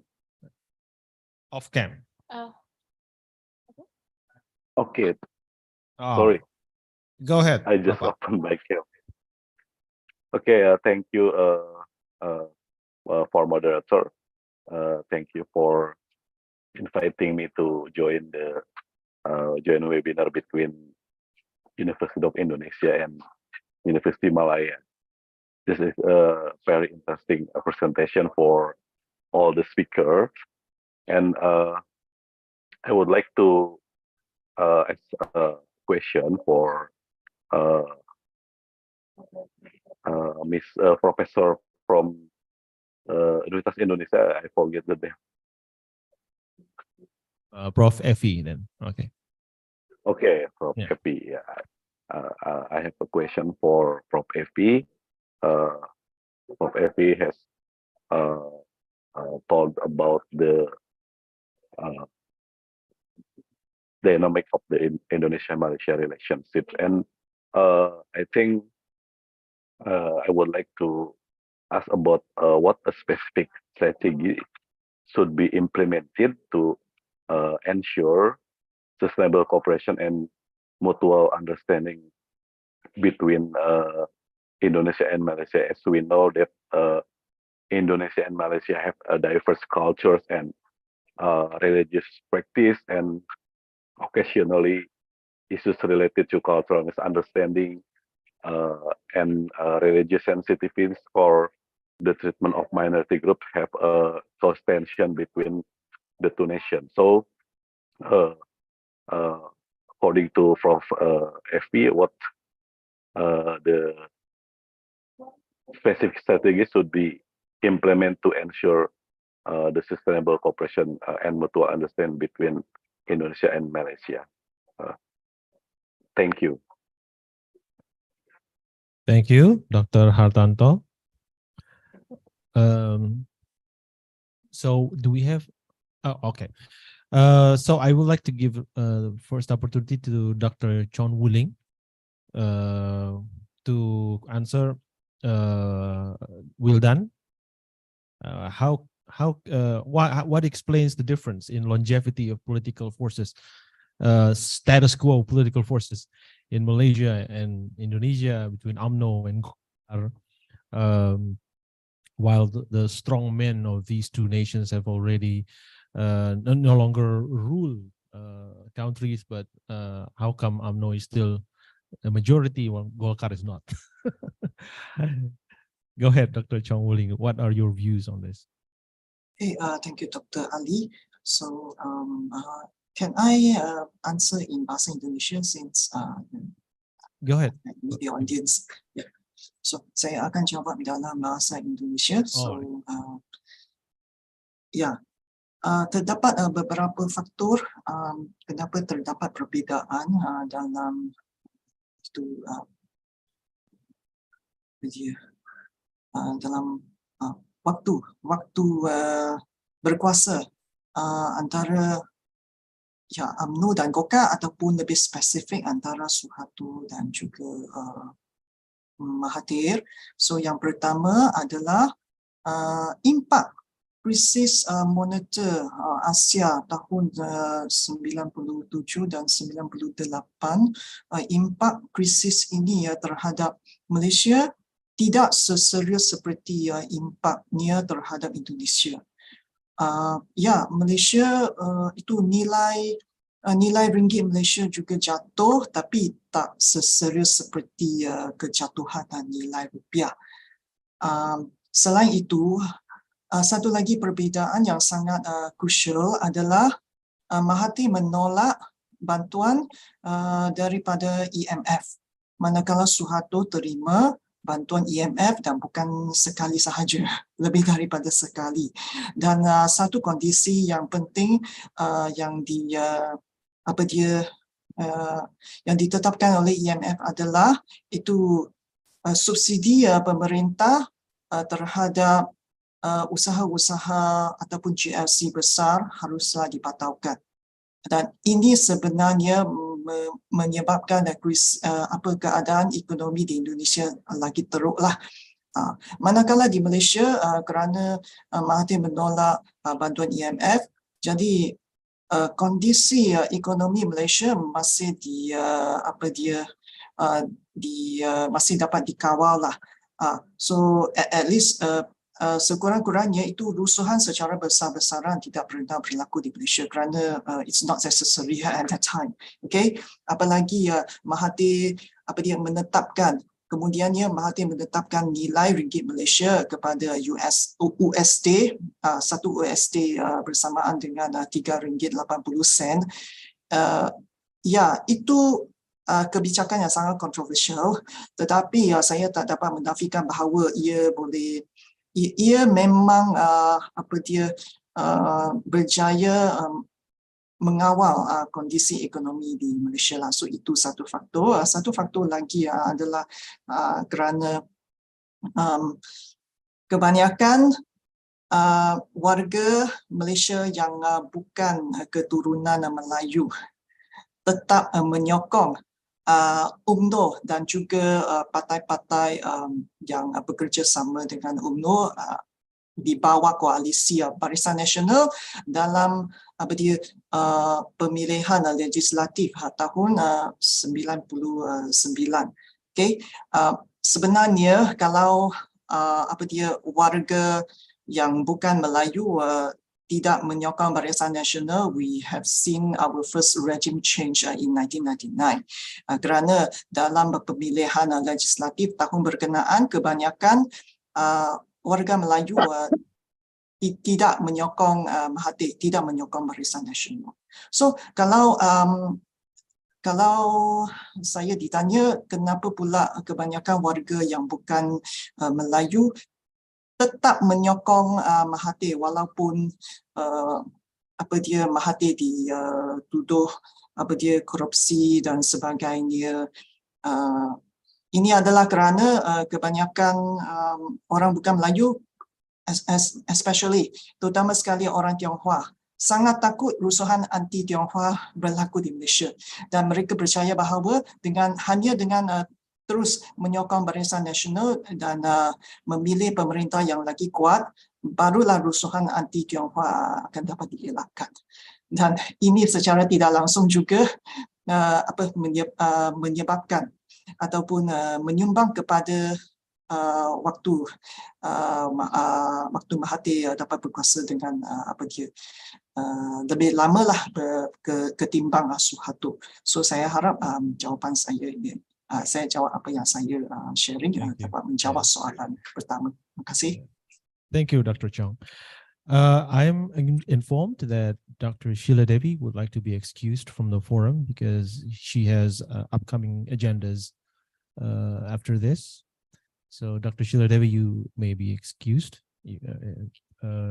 Dr. Broto Wardoyo is also wished to be excused. Thank you so much. Yeah, thank you. The next question to Professor Evi Fitriani from Dr. Hartanto, how to maintain relation with Indonesia-Malaysia, within Indonesia and Malaysia. Yeah. Thank you for the questions, and I would also respond to previously Dr. Farley also asked this kind of question, and my answer will be a combination, will be respond to both questions. How would the role of the academia in the future? Actually, this is the response to Pak Hartanto question. What are the how to make the relation of the both countries stable and more harmonious? I would like to answer. One of them is with the increased role of the academia. Why? I think because we use our knowledge to make and to inform and influence the decision makers a more realistic decision rather than populist policy, and also rather than more bias on our nationalism. I think this is the role of us, and it's important to make joint research. As I already started with my colleague from Universitas Kebangsaan Malaysia since a decade ago, 2012, we make joint research, not only one person, but joint research. For example, for the border, there are some people working from Indonesia side, other colleagues from Malaysia working from the Malaysian side. And every year we meet to share. We meet to share and to check. Because as a scholar, we always have a bias with where we come from. So with this kind of academic exchange, we then can to some kind of agreement, more on scientific agreement on how to see the border between Indonesia and Malaysia. So I would like to, what is the role of academia in the future should be do more collaborative research to give collaborative research on the problems and challenges faced by the states and by the people. For example, for the interest of the state is to solve border issues.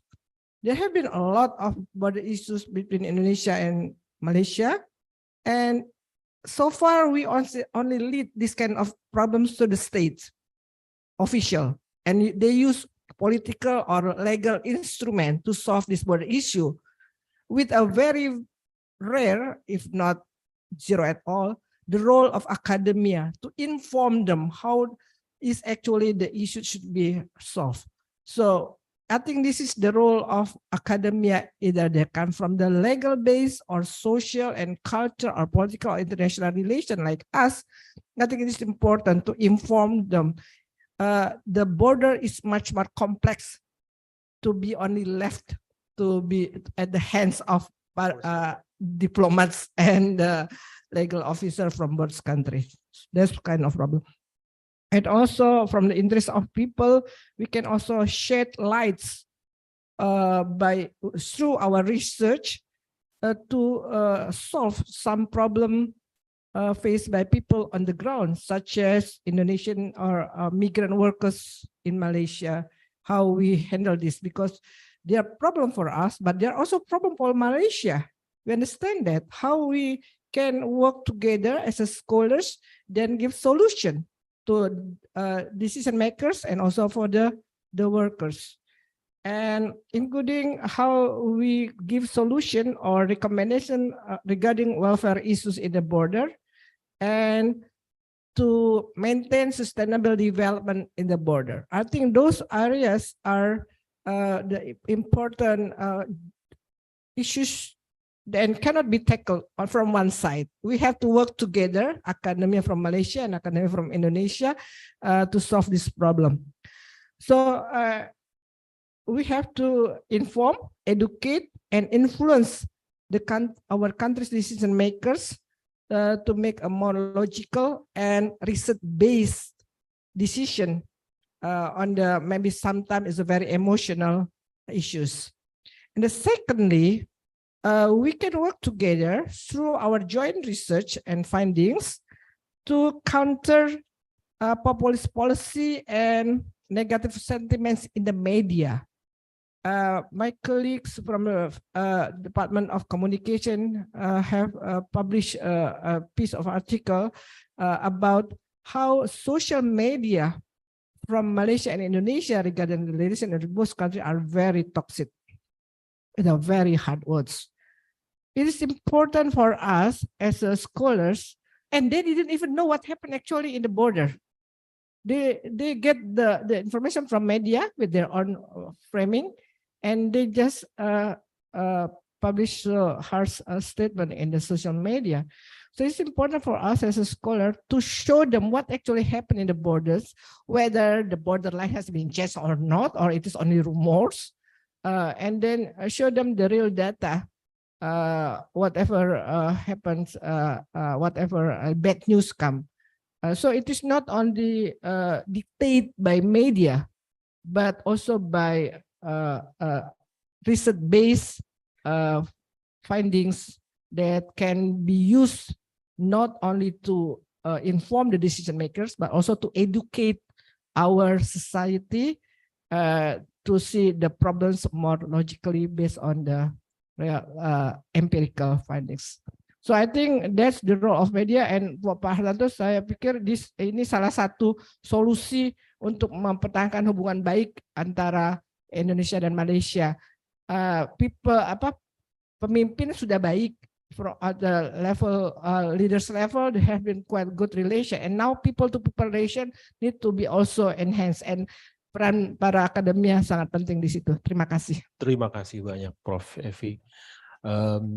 The next one, we have a question from offline participants here at the University of Indonesia. Some of our students perhaps have concerns in their minds. Please speak up. Mbak Nisa. Thank you, Mr. Ali, for the... It's off, yeah. Okay, thank you. First of all,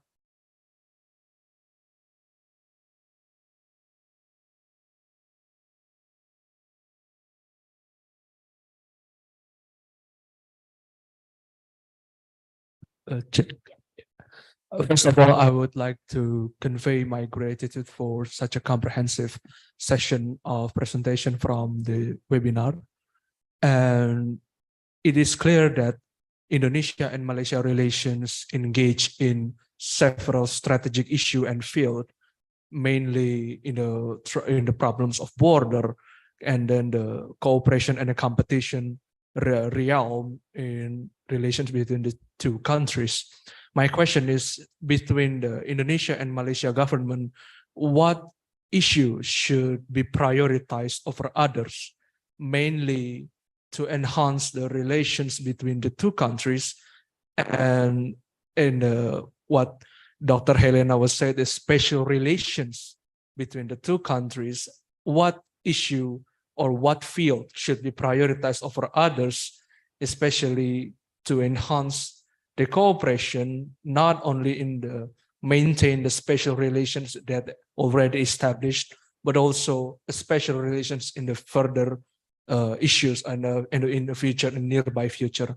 Maybe the speakers, both online and offline, can respond it simultaneously. Thank you. Okay, Chris. So you ask question to all of the speakers. Okay. Another okay. We have another question.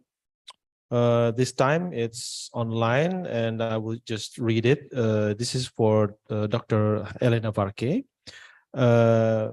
From Muhammad Faisal from Bina Nusantara University.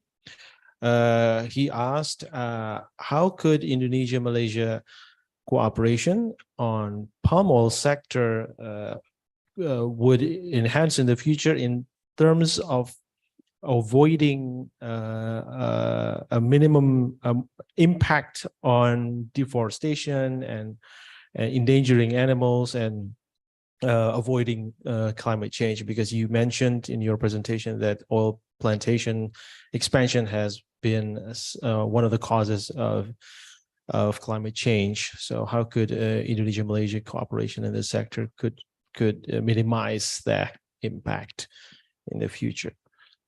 All right, then I think I will I give an opportunity first to Dr. Varke to answer, I think, two questions then. So first, what sector would you prioritize? And the second one, how to avoid the impact of palm oil expansion to climate change. Okay, thank you so much to both the speakers who have asked questions. And also I see another question in the chat, which I think I can also address at the same time from Eros Pratama, which is also on the same subject or similar subject.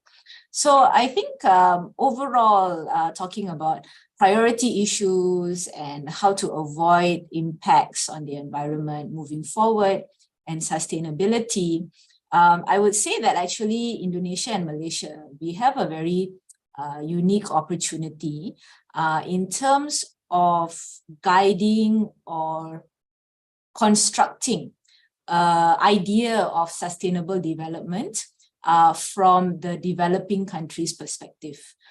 So because I think what has happened now in this sustainability transition, where the whole world is very concerned about sustainability and deforestation, climate change and all this, a lot of the definitions and a lot of these concepts has been, as I mentioned in my presentation, has been guided and has been put on pressure from the west to the east, or from the north to the south.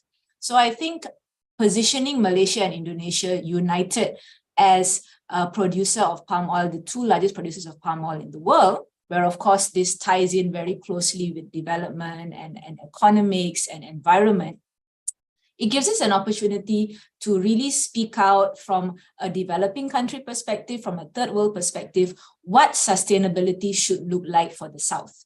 Because for all this time, the picture of sustainability has come from the North. So I think as CPOPC could be a good platform, and perhaps ASEAN as well, countries and markets like the EU should be educated and should be brought to understand the challenges and the limitations, but at the same time, the opportunities that exist on our side to build up sectors like palm oil sustainably. And our view as producers should be given more weight.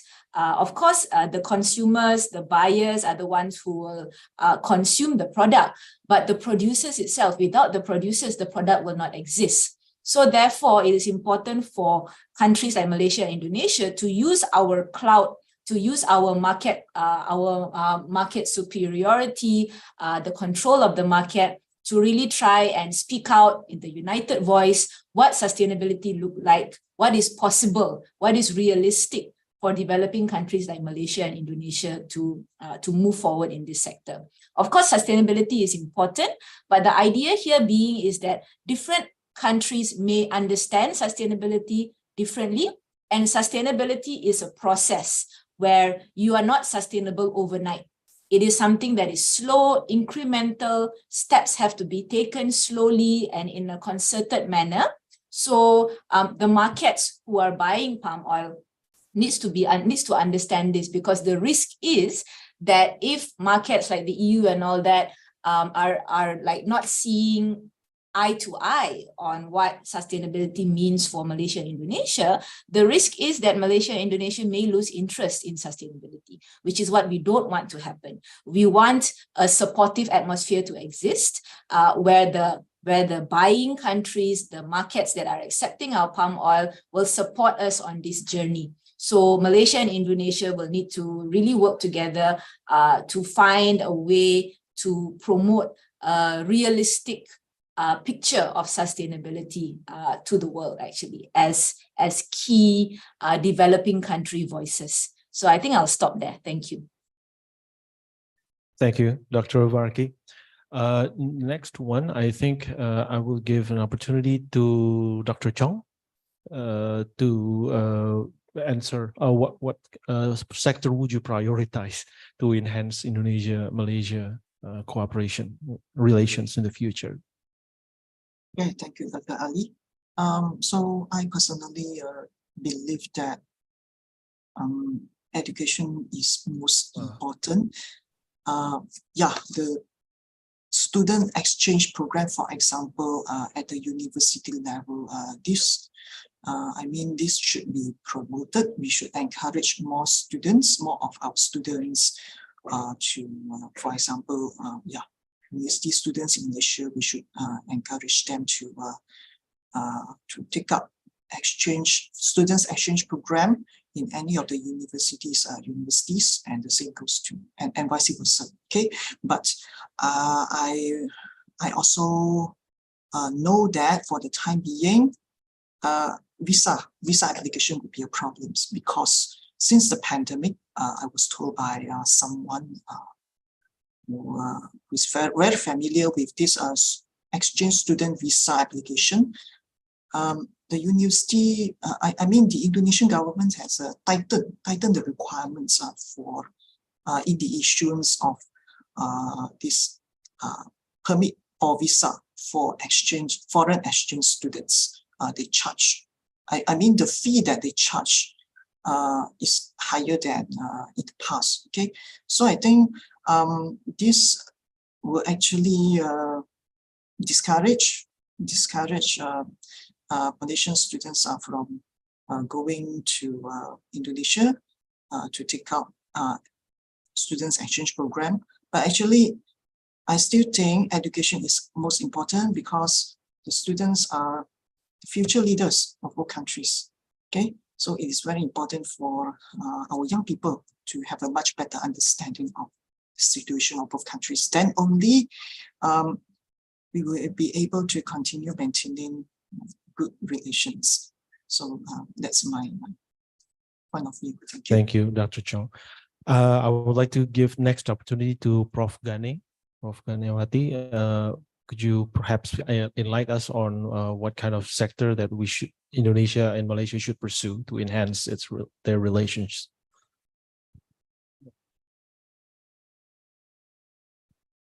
You're still muted, Prof. Sorry.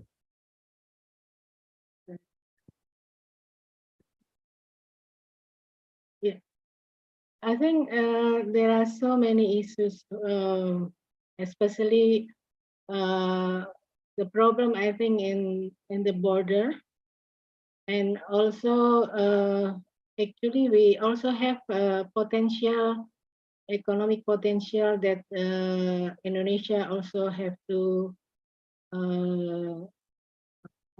put attention on. The Indonesian diaspora in Malaysia is also a huge number. And I have already said in the presentation that the priority for the near future, we also have to take into account regarding the relocation of Indonesian national capital city in Kalimantan. My point is that we have to resolve the rest of the unresolved border settlement, because I think in the future there will be more problem if we are not solve the border conflict in near the capital city of Indonesia and Kalimantan resolved, because it will be there are so many movement of people and goods. It will be must increase, and this legal certainty, I think, is important to reduce the potential for regional conflict in the future. And if there is a conflict, it will be detrimental to the development of more optimal cooperation between two countries. Yeah, this is my point. And the other thing I think is maritime security with regarding to the security for the shipping and the sea lane between people between the two big island of Indonesia, Kalimantan, and also Sabah Sarawak. I think this also must be taken into account in this current situation in the future. Thank you. Thank you, Prof. I have Gani. to leave now because I have another appointment.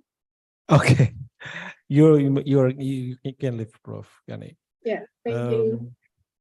And finally, lastly, Prof. Effie, go ahead.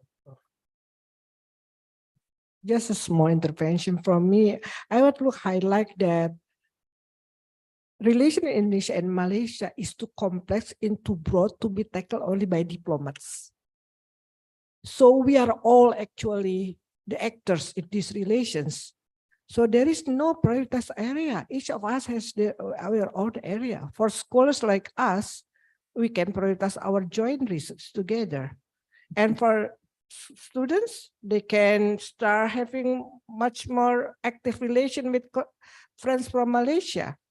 And for states, perhaps they have to concentrate more on collaboration to solve borders. But I would like to highlight here, they should make border not as a division lines between we and others, we, Indonesian and Malaysia, but rather as a collaborative space.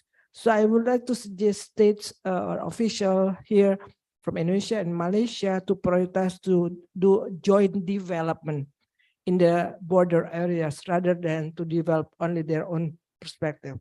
And maybe issues in South China Seas are also important, and Indonesia and Malaysia didn't have similar position in this side. So it's important as two neighboring countries and members of ASEAN, we stand together to face China and other countries in these issues. So each of us, either they are state, non-state actor, businessmen, academia, journalists, they can have their own areas of priorities in this relation. The bottom line is collaboration to enhance collaboration to work together for win-win achievement. I would like to highlight this statement that actually Malaysia and Indonesia can work together, and we are no country in the world as close as ours. So it is our chance, as our relation is unique. So we have to make use of that. Thank you very much. Thank you, Prof. Effie. And I just like to, before we'll wrap up. Perhaps Indonesia and Malaysia relations is somewhat parallel to Germany and France and European Union. Indonesia-Malaysia relations is a linchpin of stability in the region, and so we need more investment to enhance our relations in terms of sustainable trade in palm oil, stronger educational exchanges, academic exchanges, maritime security, and resolving border issues. These are the sectors that we need to prioritize in the future. I would like to give an opportunity for us to give a big applause to all the speakers. Thank you, Prof. Effie, Dr. Varke, Dr. Chong, and Prof. Ganewati, and other speakers that I cannot mention. Thank you all to all the participants offline and online. This is the end of our webinar today. I would like to hand over the event to the MCs. Thank you. All right. Thank you so much, Mr. Ali, for moderating the discussion very well. Our speakers, our discussants, also the audience for the active participation.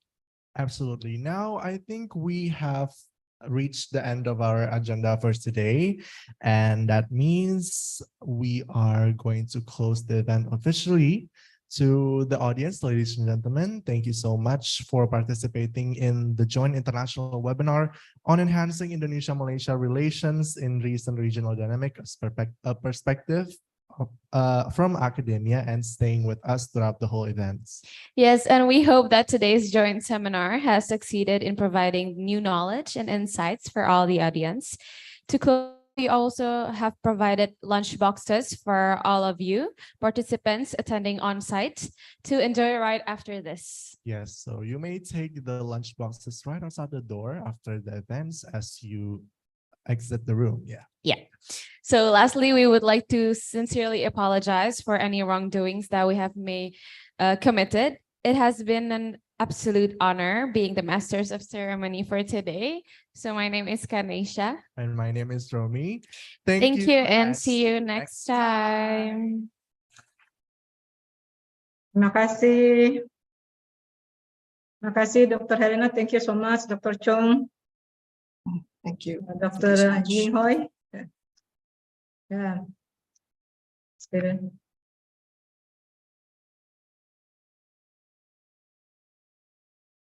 Ya. Istirahat. Ini udah pada keluar semua.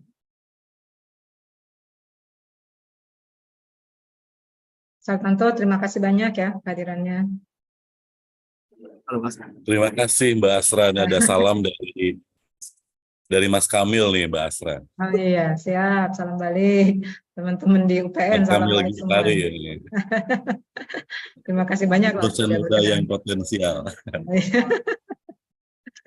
Siap, Terima siap. kasih. Mantap.